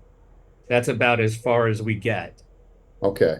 It's actually a little more. As the combination of the human and the alien sort of being. Right. No, I was thinking maybe Dick was trying to do something by equating that virtual absence that we see in Fremont with the aliens and aligning them in some way. I don't know. All right, some other quick thing, because I want to get into the PKD self-commentary, because that's some of the best stuff in this book, in my opinion. So he mentions VALIS System A on page 85. Page 102, Phil asks the question, does it protect me? Does it protect me too, VALIS? Which is interesting. He talks about a network of VALIS satellites on other planets on page 143. It just kind of roughly gets mentioned. Page 194, we had the Soviet scientist who gets it shot down, right? And that happens. I think there's a secondary story there that could have been told. Yeah. How maybe that scientist wasn't for it being shot down, but then there could have been a whole Russian side to this story that would have been, I don't know, kind of interesting maybe to hear. And the last thing I have on the science fiction aspects of VALIS is Sylvia saying, the universe is a great group mind. I saw that too, the universal vision imposed on us as to how things are in comparison to how they simply appear. So the great group mind thing is a thing that Phil talked with Doris about all the time. But it's interesting that he put it into the character based on her's mouth when it was a thing that he was constantly arguing with her about. It was an idea he was trying to get to her. And so as a super nerd for all this shit, that made me laugh, because I was like, that is wish fulfillment. It was kind of like, if I argue about Trump with somebody all the time, and then I make their character say, I'm voting for Kamala Harris now, exactly. It's just a very funny thing. But if you don't know, it wouldn't be amusing. And I kind of think he did it on purpose as kind of a joke thing. But I don't know. That's just, I may be reading too deeply into that. But I do like that he brings up the great group mind thing, because one of those theories that Tim Powers talks about, that Phil would wax on about one day and then a week later say, no, that's stupid, it's bullshit, is the great mind of the universe, that the universe is like one great big huge Sort of at the Zoroastrian sort of lesser Right. gods and greater God, you know. And that was one of the things that Tim would talk about, is frustrating about like how when you would have theological conversations with Phil, it's like, well, I have to stay true to what I think, but Phil can just change his mind whenever he wants, and he can give a shit. And he would just be like, no, that was stupid. And they were like, but you really argued about that a week ago. Yeah, I don't care now. So, kind of thing. All right. Anything else on VALIS as a science fictional concept? Was there anything? Some real ancient alien stuff going on there too, with a sort of like the, what are they called, the Anasazi or whatever it is, that the ancient aliens people are always talking about, how they bred with the humans, and that we came from a foreign planet, but then the people here bred with aliens, and that made humans, and then we're sort of an offshoot of a hybrid of aliens and human monkeys or something like this. It has that element to it, which I kind of enjoyed, seeing the ancient aliens. I pictured that Greek guy on Ancient Aliens just popping out of nowhere. The guy with the crazy hair, because aliens. Yeah. Right. Yeah. Well, yeah. I mean, it's almost more science fictional than VALIS, like, because he gets more into the direct even stuff. though they're actually like doing science fiction. Right. And that might be why Radio Free actually works better for me than VALIS, which it's the reason why VALIS probably works better for a lot of other people. I actually have one of the things I really like about VALIS as compared to this is the whole metafilm thing. I mean, that whole subplot. But I wanted to ask Lisa, had you read VALIS before you did the play? Yeah. Mm-hmm. Why did you choose Radio Free over VALIS? Just out of curiosity. I'm with David. I prefer Radio Free to VALIS. For one thing, I had a really hard time with a lead character named Horse Lover. But I really liked the political angle of Radio Free Albemuth. Like I said, I thought it was very tense and disturbing, and it felt like a really logical extension of the way certain things were heading. And there was a weird thing that happened with the play, by the way. The week we opened was the invasion of the Iraq invasion, the invasion of Iraq and the beginning of the Iraqi war. And it was extremely disturbing to both my actors, who were so good they weren't thrown off, but I mean, as soon as the curtain would be down, they'd be like, oh my God, I can't believe where this is happening. And it hurt our audiences too, but it was a weird kind of like political tension playing off of the reality in the play and kind of mashing together. And you were writing that just a few years after, the end of the Reaganism and the Cold War too. Was that very much on your mind as well? Yeah, it was. Yeah, definitely. I think that's all part of why I wanted to do Radio Free and not VALIS. Yeah, that makes sense. Interesting.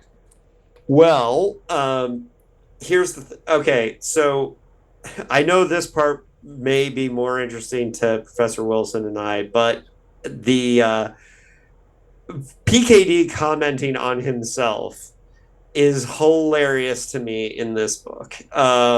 And there's a lot of it. Page 8, 16, 26, 61, 67, 91. I could go on. But some of these are really short. Like, just he mentions his first sale to Tony Boucher, page 8.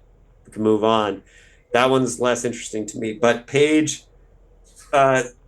16 is a good one. Hold on. I'm usually prepared for these. Nicholas tells him, I don't read science fiction. I just read serious writers like Proust, Ed Joyce, and Kafka. When science fiction has something That was Dick. That's great. Yeah. When science fiction has something to say, I'll read it, he began then, to talk up the virtues of Finnegan's Wake. And then he has Phil saying science fiction is the literature of the future. in a few decades, they'll be visiting the moon. Which is funny because in modern times, like Finnegan's Wake, Ulysses, these are books that we joke about reading, but no one really reads those books. And well, right. And claiming that they're was the best literature in the world. This is also fiction. We know this is fictionalizing the conversation that he had with Tony Boucher over records. And if that conversation hadn't happened, we might not be sitting here doing this podcast, because Phil was in his, like, I'm too cool to read science fiction, even though I have a closet full of pulp magazines that I've held on to. Yeah, he was too cool to read science fiction and write science fiction. And then Tony Boucher came into the record store and had this conversation with him. And it was Tony Boucher who said, science fiction is the literature of the future. That quote was Tony Boucher saying it to him. So it's funny because he put it into his mouth, and Nick Brady was playing the Phil role, but that's Tony Boucher. That's their conversation almost exactly. So, and it was Phil, like, who had so much respect for Tony Boucher, and he was like, hey, this guy's writing all this science fiction. Like, I guess I can do that too. And then that's how he ended up at the Thursday night $1 classes at Boucher's house. So, which is, and on page... Throughout that first, like, 50, 60 pages, he's mocking, Berkeley intellectualism constantly. Yeah. And he mentions... if you understand Dick's humor, then you can see how funny that is. But as we know, most people take Dick at face value and they don't read in the humor. So it could read as kind of mean. Mm-hmm. And he mentions that Nick Brady played poker with Tony Boucher and his friends at his house on Dana Street. That's the house where the $1 workshops happened on Thursday nights. There is a plaque outside of the house. You can go visit it. And you can see just how close it was to Phil's house and how it took him like 25 minutes to walk there. So highly recommended. David, all told, I mean, you can go on forever with this. And we talked about this a little bit in our last podcast with Leatham and Jones, or at least I think I mentioned it, the whole metafiction thing, where Dick increasingly wrote himself into his narratives, especially, post 2374. What do you think he's doing? I mean, so it's connected to him being self-effacing and using that self-effacement to be humorous. What else? Like, what's the point? I have an idea. Split the characters. Why do any of the things he did in the book? Right? Yeah, I think he's got a lot to say about. I think he's trying to frame his own fiction. If he's going to make himself a character, he's going to frame what he wants people to think about Philip K. Dick, the writer, in the book. And it gets funny when he starts having that the government's going to start writing the books for him, and then he gets into some funny stuff. And some of this coming up, we'll see, like, where he gets more into the commentary and he takes more of the piss out of himself a little bit later into it. Mm-hmm. And I think some of it he's just having fun with, but also definitely with the Harlan Ellison, he is taking his jabs at Harlan. Oh, he was pissed at him for sure. He was pissed at Harlan, yeah. But I think he's also who wasn't textualized right. by separating, like, he can say the writer character can say these things about people, and then the non-writer character can say these things about people. So he's given himself two voices instead of just having a single voice, and that probably a big part of that. And one can deal with the politics, the other one can deal with like the writing and all that stuff. Yeah. Well, look, it's kind of shrewd because he's like, for example, when he starts talking about precogs on page 36, I've written several stories about precogs. In fact, a novel, The World Jones Made, and I intended to view precognition as a mixed blessing. So, like, go out and get The World Jones Made, kids. It's kind of a shrewd thing. That is one of the best parts of that book. I mean, But and it's also a kind of reflection or meditation on his canon, right? In part for me, and because this is not Did that unheard in his of. outline. I do it. I'm interested if you do it, Lisa. The more an author becomes in command of his or her or their authorship, the more prime they are kind of to insert themselves into it. Not that all authors do. That's actually would be an interesting study to see, authors throughout their entire careers, whether or not they write themselves into their oeuvre, really. and And when I think this has to do with Dick also cultivating and curating his oeuvre, right? Is that something you do, Lisa, incidentally? Do you do any self-reflexive stuff? Yeah, I've done it. I did one novella that was in which the lead character was a Halloween expert named Lisa Morton, who discovered some terrible history behind the holiday. And yeah, I've certainly done that. I It's wonder like you're a if Philip K. Dick fan or something. really, no kidding. And I was about to say, I wonder if part of that is the same reason that I was doing it in that novella was I started with another character, and as I started to have this other person going through this series of events, I realized, well, this other person is a Halloween expert who's essentially me. Why don't I just make it me? It's kind of almost a shortcut.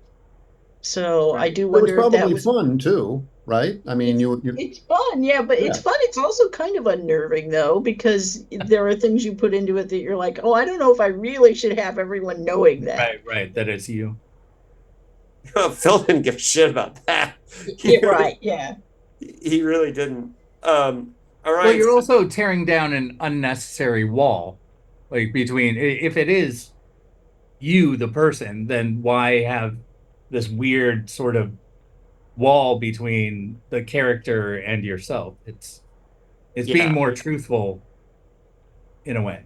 Well, we know Phil joked with Doris about it's no big deal, nobody reads my books anyways, and like was self-deprecating about it.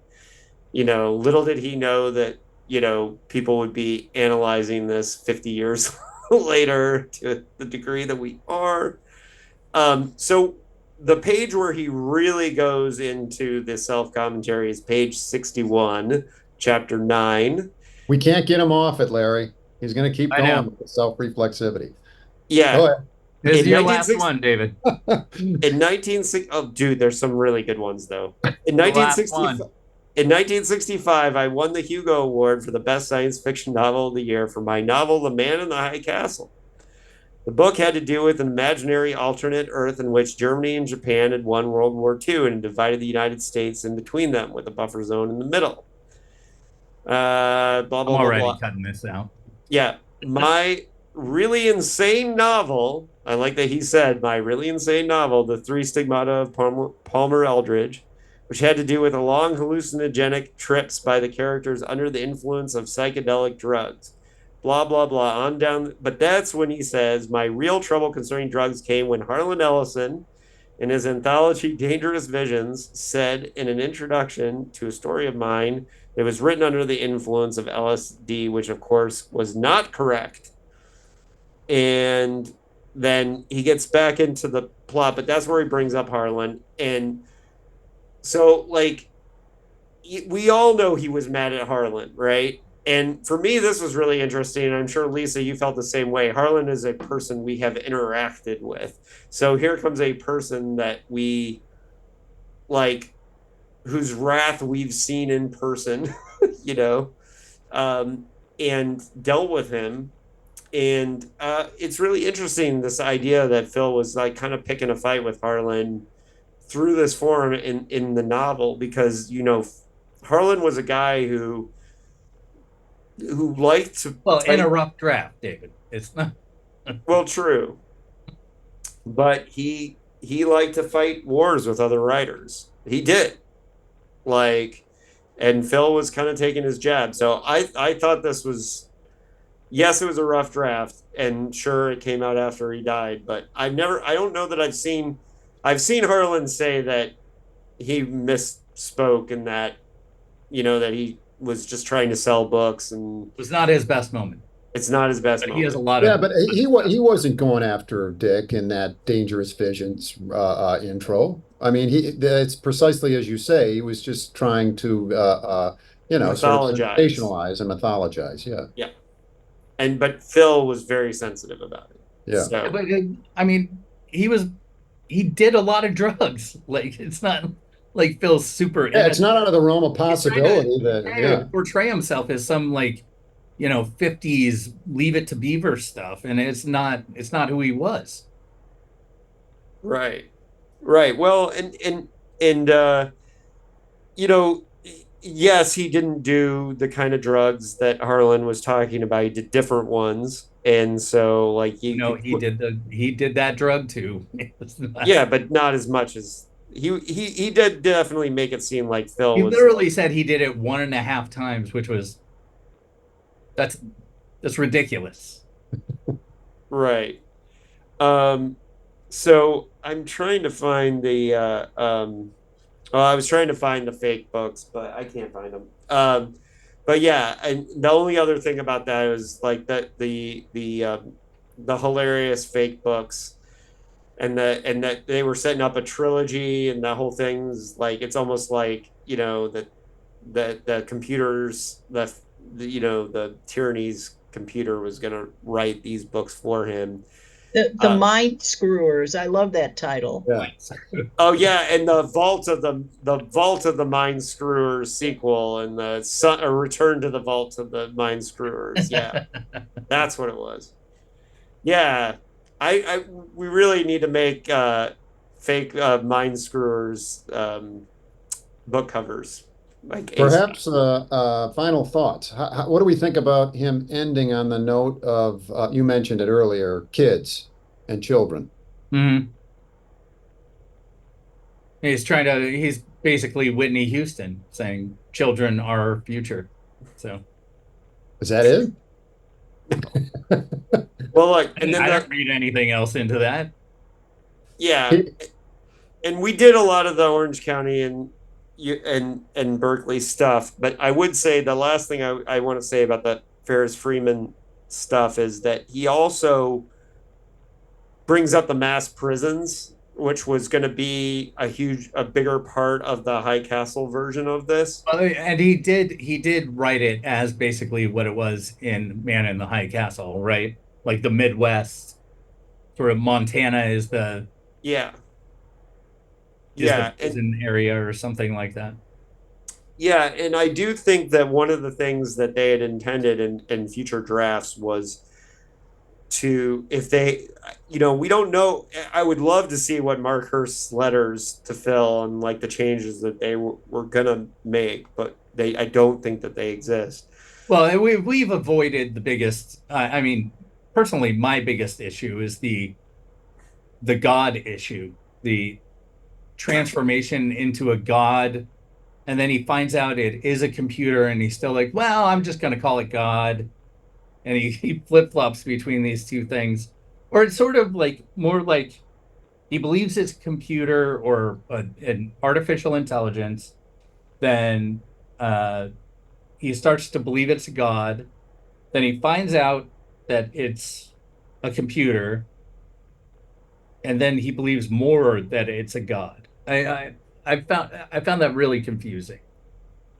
And at some point, there's a silver egg in somebody's head. Yeah, Well, and that's the thing. These are the types of things that drive me crazy. Well, and this is the type of thing that drove him crazy, literally, because he was. I also sort of have this view that he's writing it as a joke at the same time. So it's like I don't know where to take him, as being humorous or just writing poorly or having bad viewpoints. That's sort of what my problem with the book is, that I just didn't know how to take it. Well, I think that is because he didn't know how to understand it. And a lot of what he was doing was trying to make sense of these things. And look, we know that Phil did a lot of damage, right? not just to his brain, but and that's the whole point of view of Kyle Arnold, the divine madness of Philip K. Dick, is that his whole theory is that Phil did so much damage to himself that he was he had a broken brain that was trying to make sense of this stuff, and sometimes it was fiction, and sometimes he believed it and sometimes he didn't. So I think the novel vacillates because he was vacillating. Hey, do you have his email, Kyle Arnold? No. Anybody? No. I'm trying to get in touch with him because I tried to get him on this show many times, but okay. I couldn't find him. So a note on what we're talking about. If we kind of pull back and look at the structure of the novel, I mean, yes, he was setting it up to continue to revise it. You can see kind of all the puzzle pieces there. Yeah, there's a lot of exposition where you can see he's basically saying, when I actually write this, these are the things I need to cover. Right. So, yeah. But I don't know. I think I'm more of a fan of it than I don't know what if I don't like understand why you're a fan of it, because this has none of the wildness that you usually it doesn't. I'm a fan of it because of the book I'm writing, because it's useful to me. But Actually, I do. One of the things I loved about Albemuth over VALIS is I found it deeply emotional in a weird way, because I feel like the fact that Phil split himself into these two people, these two characters, Nicholas and Phil, is him trying to deal with his own craziness. And that was one of the reasons I didn't have a problem so much with a lot of the stuff that Nicholas, the fact that he changes the description of what VALIS is like every 5 pages. Yeah, right. And then it comes down to he gets shot, and at the end he's dead, and none of it seemed to matter, but there's an element of hope that comes in at the end. And so I always felt like it was Phil trying to wrestle with his own dealing with this pink beam of light experience. That's a great point. So he uses that duality in order to kind of explore himself. That's a good point. Yeah. Yeah, and for me, one of the reasons why I like Radio Free better than VALIS is because I'm a structuralist. I like writing that feels like a little bit more solid, and VALIS is so meta and so like kind of. I don't know if this is very structured. No, it's not. It could have used another draft to make it more structured, but comparatively to VALIS, it's more of a straight science fiction. Well, yes, it is, because there's no characters in it. Well, no, there's a couple. Literally, there's 5 people in this whole book. Right. And I do think that some of the stuff with were in the play, Lisa, how many people were in the play? It had a cast of, I think, 10. Okay. Because there are also people like Vivian, the little fapper who, and there are FBI agents, and there is Sylvia. Yeah, there's a lot of ancillary people that. Yeah. I didn't do all of. In the book, there actually are a ton of different police people and FBI agents who visit him through the course of it. But I, just condensed that into a couple. Right. Yeah. Yeah, they just kind of flow in and out of his house constantly. Yeah. Well, yeah, for me, it's closer to a traditional science fiction novel than VALIS, which is one of the reasons why a lot of people prefer VALIS. But for me personally, the reason I like Radio Free better is I think I can get more of a handle on it. I understand what he's trying to do a little bit better. In VALIS, I will say it's funny because there's more autobiographical stuff in Radio Free, but I feel like it's harder to separate it in VALIS in a weird way. Just because, what do you mean? Well, he's trying to make it a little less on the nose in VALIS, but that means I spend more time trying to figure out what he's trying to translate. Something you like in a book? Yes. Well, no, I can't separate can't separate everything I know about Phil from the experience of reading his novels now, which is unfortunate for me. But and that's why, you know, you guys get so mad at me for so much of the autobiographical stuff. But in this case, in a weird way, I feel like the unavoidable because it's direct. It's very direct. Yeah, and in this case, but you like that better. I like it basically better. Want a biography of him. Yeah, I like it better. Autobiography. I like it better in Radio Free. You are constantly in search of biographical Easter eggs. That is your objective.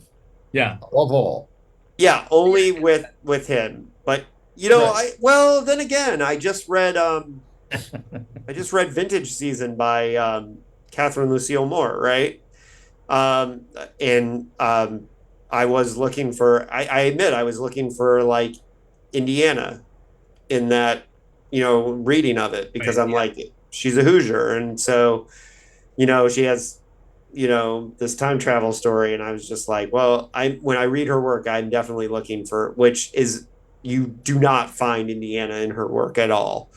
So I'm wasting my time, but, you know.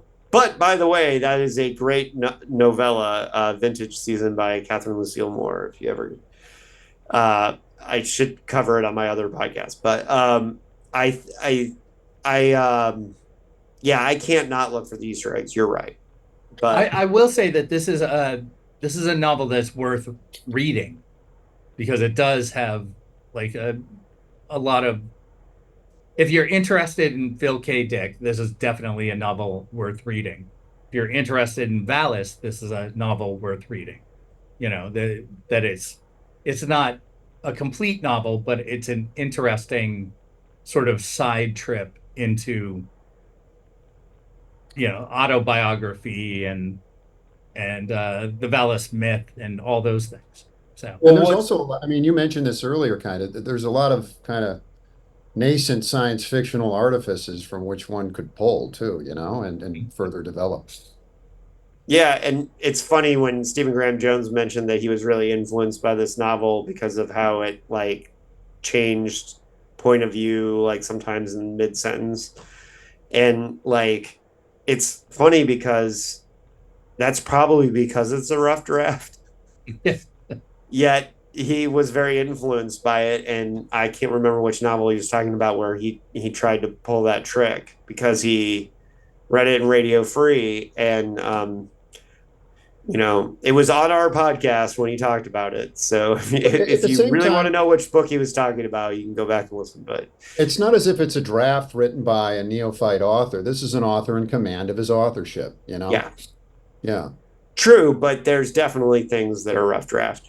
So definitely he drops all kinds of stuff throughout the storytelling. I mean, there's the preface that is. I like that because it violates the rules. Fuck the rules. You know, that's your number one thing, is violating the rules. That's right. And there's no climax. Yeah. And basically the climax is resolution. And this has. Well, yeah, frustrating to me as a reader, but like I often say, I need that kind of structure. I need someone to root for, and that was there was no one there for me to root for except. Well, yeah, this is a bleak. You don't like those bleak endings. It probably doesn't resonate with you how this ended. Yeah, well, he literally says in the beginning of the book that we're going to see how Fremont dies, and it never happens. Yeah. So I felt cheated in that sense. Yeah. I like that. I like to be cheated. I'm a bitch. Now, I know I mentioned this on Facebook the other day. But one thing that's very funny is when I started all the different locations in Orange County that he mentioned, I started like looking to see if the stuff was real or still existed or had ever been real. And the Mexican restaurant that he talks about Doris going to on Harbor Boulevard was a real place. Del Rey. La Paz? La Paz? Yeah. Oh, is it La Paz? It's called La Paz. And the bar was Del Rey. Del Rey as the bar. These were real places. And what I learned about La Paz when I looked it up was that it was the first Mexican restaurant in Fullerton to offer free chips and salsa. So, fun fact. And I learned that from the Fullerton Observer. A journalist named Judy Berg wrote all about La Paz and its history there. And there's now a factory on that spot. But what's interesting, like the Olive Garden in North Dakota story.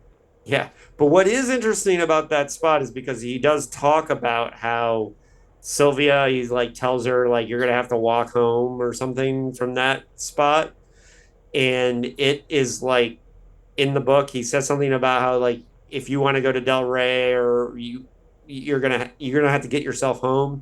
It was in a remote spot on the outskirts of Fullerton, so it would have been a very shitty spot to walk home from. Well, what was wrong with Nicholas? I mean, like she at one point she turns him down for a meal, and he's like, well, I mean, I guess I still have a wife and kids, so that's cool. Right. He's just such a dick at certain points. But what was interesting was figuring out where the location was. Like, it did make more sense to me now that he was like saying like that it was a, and then I was thinking it was like a weird thing that like unless you were from Orange County, that wouldn't have made any sense to you unless you're a complete weirdo who spent 20 minutes trying to figure out where La Paz restaurant was in 1969 or whatever. And it was there till 1988. And 88 was when it closed. Thank God we know that now. Yeah, now you know that. So, on that note, is there anything I missed on the themes, structures? Does anybody have anything that they want to go through, or we can start rating it? I think, let me see. Let's see, he did Footprints in the Sand at one point. Oh, yeah, when he has that vision of him on the mesa and the alien is talking to him, and the alien's like, yes, when the times when you weren't walking, I was carrying you, or some shit. It's bad. There's that. I will say, Larry, there was a time where he said pulsations of love, which I didn't like. Or is that there was a title of something? Maybe a song in there or something? I don't know. I take terrible notes. So your neighborhood is mentioned in the book. Which Larry, one? Well, because he says about the woman who was gonna be like senator from California, but she came out as gay. Yeah, the gay neighborhood in San Diego. Yeah, that she was gonna hang out at the gay bars in San Diego, so she was definitely hanging out in your neighborhood. Yeah, so that was a thing. I did like that San Diego was mentioned. I always do. Yeah, and apparently I just found out from Lord Running Plan that it was mentioned again in Unteleported Man, and I spent some time trying to find the bar that he mentioned in that, which was made up, so it didn't exist. But yeah, on that note, Radio Free Albemuth. I guess I can start by reviewing it, and I will give it. I'm going to give it 4 out of 5 free servings of chips and salsa at La Paz, because I thought it was pretty good, but not quite perfect. So I'm going to give it 4 servings of chips and salsa. So is that your quote? You want us to pretty good, but not perfect. Got it. Pretty good, but not perfect. Like all those other perfect ones? There's a few. Galactic Popular is pretty perfect, in my opinion. So, Professor Wilson, what's your rating? I'm going to give it, for its use value, 3 out of 5. Hmm? Although 3 I out of did, 5 what? metafictional doppelgangers. And, like I said, I like it a lot because of how it informs the book on life writing that I'm currently doing. But at the same time, I don't know. I found pieces of it very compelling. And like I said before, I like an author in command of their authorship no matter what they do. I always think of Kafka and all of his unfinished novels. Those novels are masterpieces. If he were to finish them and make them perfect, that would not resonate. Well, who knows what they look like, but I like them in their current form, So, and the same thing with Radio Free Albemuth. And incidentally, this is the first time I've ever read it. It's one of the few science fiction PKD novels I had never read. Yeah. Lisa, your rating. Well, I have a sympathetic attachment to it, so I'm going with, I guess, 4.5 out of 5 volumes in the Mind Screwers. Ah, nice. Volumes of the Mind Screwers? Yeah, okay. That is a great rating. Okay, Larry, go for it. Man, I've rated almost every book low recently. So this one, I'm. You're looking at your list. I'm gonna give 2 Fappers. And mostly 2 Fapper because agents out of 5. Just Fappers. Okay. How come you gave it 2? Like, what's the positive aspect? Well, I was going to go with 1.5, but we talked you up. You can have 1.5 Fappers.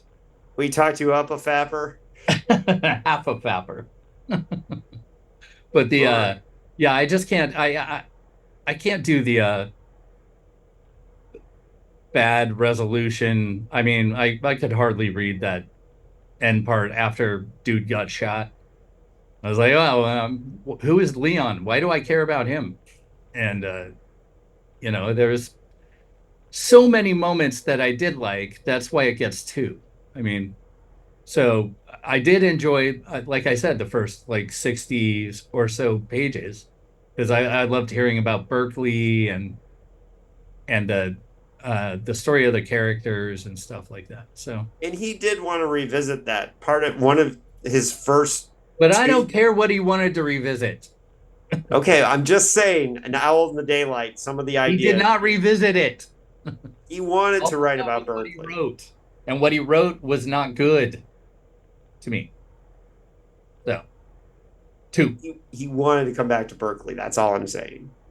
Is he liked writing about Berkeley. Fappers. Do you want to do suggestions or what we're doing now? Yeah. Well, let's just say we're not doing the how would we do this as a movie. Because it's been made into a movie. Because and nobody's seen it, right? And a stage play, which we've already talked about. Yeah. I'm more interested in the play than the movie, really. Yeah, me too. Yeah, I'm starting to think I should try to get Fullerton theater students to try and do it as a part of PKD Fest. But Fullerton in 800 words. Fullerton is where I used to go when I was in high school. They had a theater festival there for high school students. I don't know if they still do, but we used to go there for a week and we would do scenes. They would have acting classes, stage fighting classes, mime classes. And it was basically like a giant party for high school kids, but we also got to learn a lot about theater.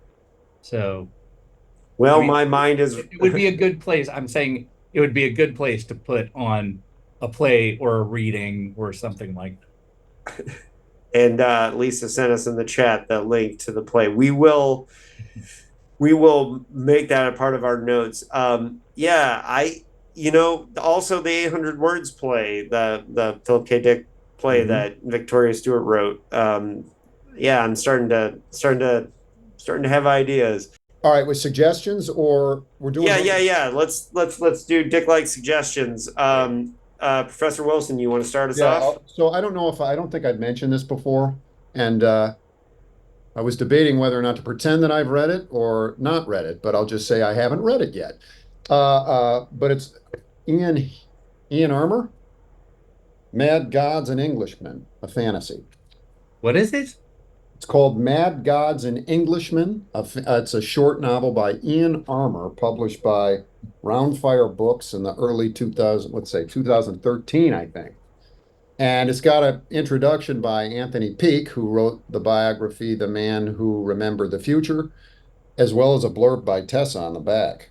And what Peake says is that this is a world where reality starts to blur at the edges and another hidden universe begins to appear. Soon the two superimposed worlds of Hollywood are being invaded by another world, a world more real than the simulacra and simulation that we all take for granted. It's a kind of a, from what I can tell, a quirky noir novella. It looks like more of a novella than a novel, but if it, and then, Peake mentions Philip K. Dick a couple of times in his intro. If it's one of the things I'm exploring in my book of life writings is creative life writings as well. So if there's a lot of biographical stuff in it, I'll probably integrate it into my study. Cool. You'll have to tell us how the reading. Yeah, I will. Next time. I'll read it this month or next month. Lisa, do you have a Dicklike suggestion? Something Philip K. Dick-ish? Can be any. Since you mentioned her already, I'm going to say Sarah Langhorne. Her last two books veered a little bit away from her earlier style, and we're talking Better World and Good Neighbors. They have this sort of they're set in suburbia. They have this sort of Philip K. Dickian vibe of what's going on? This is a very twisted version of suburbia. The characters do odd things sometimes. So I would recommend those. And not only does Sarah have Phil's last agent as her agent, but she is also a dickhead and planning to come on and do one of the realist novels with us in the future. So it would be, I've talked to her about it, and I have not read Better World. Good ones coming up. Yeah, I have not read the new one, but I read Good Neighbors and covered it on my other podcast. And Good Neighbors, that's where I heard it. Yeah, Good Neighbors is incredible. It's very much like a kind of modern version of Monsters Are Due on Maple Street. Really? Oh, cool. Yeah, very good. So that is a great Dicklike suggestion, Lisa. I wholeheartedly agree. Larry, you got a video game for us? Boy, do I.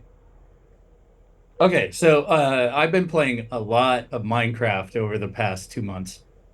And I played Minecraft a couple of years ago, and I was like, this is kind of boring. But they've done a lot of updates since then, so it's become a lot of fun.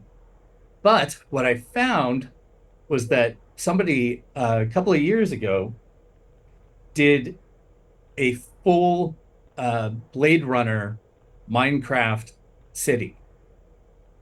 So it's called McShorty's Bladecraft Cyberpunk Resource Pack. And you have to use an older version of Minecraft, but that's easy to do. But you can explore the whole city, including like where they do the chase with the snake woman and what's his face's apartment and the giant building, all this stuff. I can't remember the names of anything, but it is amazing to see the effort that someone put into making Blade Runner inside of Minecraft. So that is my suggestion. All right. I have one quick one, and then that is several long ones. Yeah. I read David Gill, friend of the podcast. I read his short story collection, In Time's Empire, We Are All Slaves, and it was very good. And, so Dickhead scholar David Gill. When did that come out? Has that been out for a long time? It's been out for a while, but he hasn't really been pushing it. And it's mostly microfiction and super, super short fiction. Okay. And so, but it's fun. Like skywriting by word of mouth kind of. Yeah, he didn't. I will say Gill is not as confident in this book as he should be, and it's one of the reasons why he doesn't promote it as much. So, but it's very good.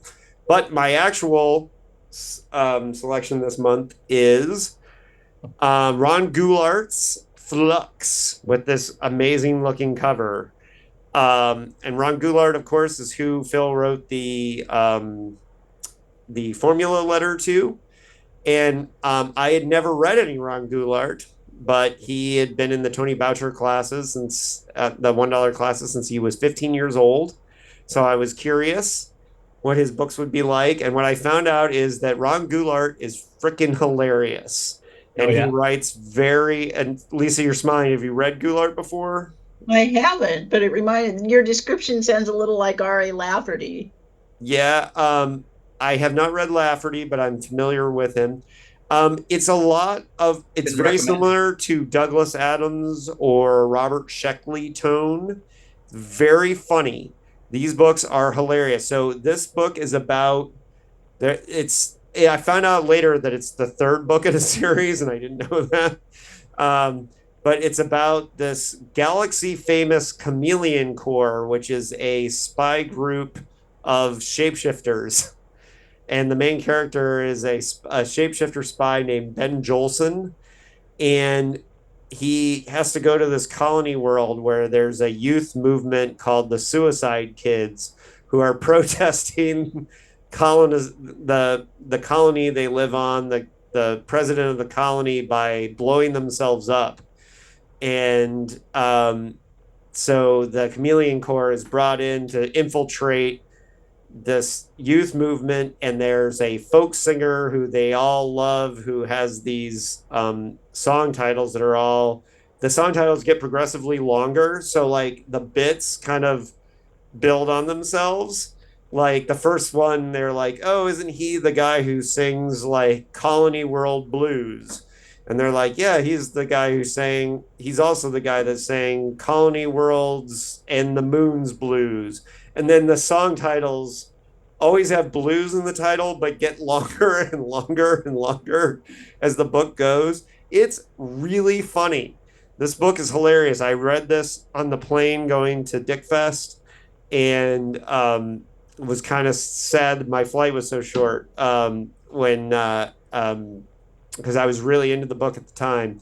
And I finished reading it on the way back. It's great. Very, very funny. I will be reading more Ron Goulart in the future. I have started buying up paperbacks where I can. Ron Goulart is also a rare author who has a blurb on the cover of one of his books from one Philip K. Dick. Phil did not write many blurbs, so that is interesting. Okay, on that note, I think we're done.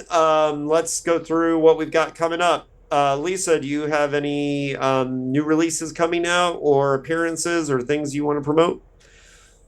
I had a book out recently called Placerita, which is a novella that I co-wrote with John Palisano, and it is a historical horror tale, which is all set around the real life events of the failure of the St. Francis Dam in 1928.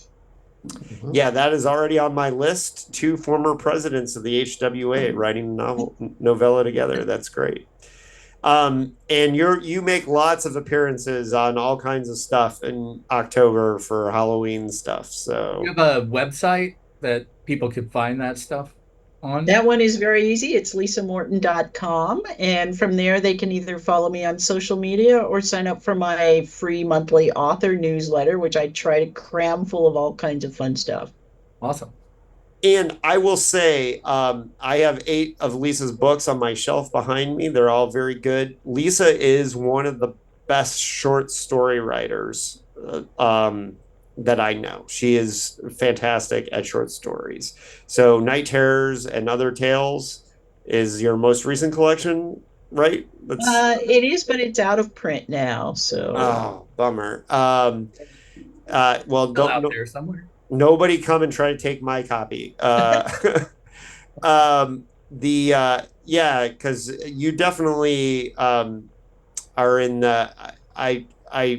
Your work always reminds me in the best possible way of Brian Evanson or Dennis Etchison, just really, really excellent short story writers. So I just wanted to put that shout out there. Do you want me to read the thing? Yes. What's next? What's next on the Dickheads podcast? So this comes from Publishers Weekly. Humpty Dumpty in Oakland, right, Larry? Yep. Here's what the write-up says. Fans of Dick who have yet to discover his obscure non-genre works will be pleasantly surprised by this profound and perplexing 1986 posthumous tragicomedy. This novel revolves around two truly miserable characters, Jim Ferguson, a world-weary, ailing garage owner preparing to retire, and Al Miller, a shipless used car salesman who rents lot space from Ferguson. Learning that Ferguson is investing his life savings in a questionable real estate venture, Miller hatches a series of ill-conceived and delusional schemes he hopes will grant him some sort of redemption and save Ferguson from getting scammed. Evoking the economically booming, socially repressive, and prejudiced America of the 1950s, this paranoid and ambiguity-filled exploration into the psyche of the small businessman showcases not only Dick's wild imagination and sardonic wit, but also, and most notably, his mastery at intertwining perception with reality. Maybe Larry will give this one a good review. We'll see. It says that, right? Yeah, maybe. All right. Well, on that note, Radio Free Albemuth, you were great while it lasted. And thank you, everyone. And remember, as always, keep it paranoid. Stay paranoid. Yep.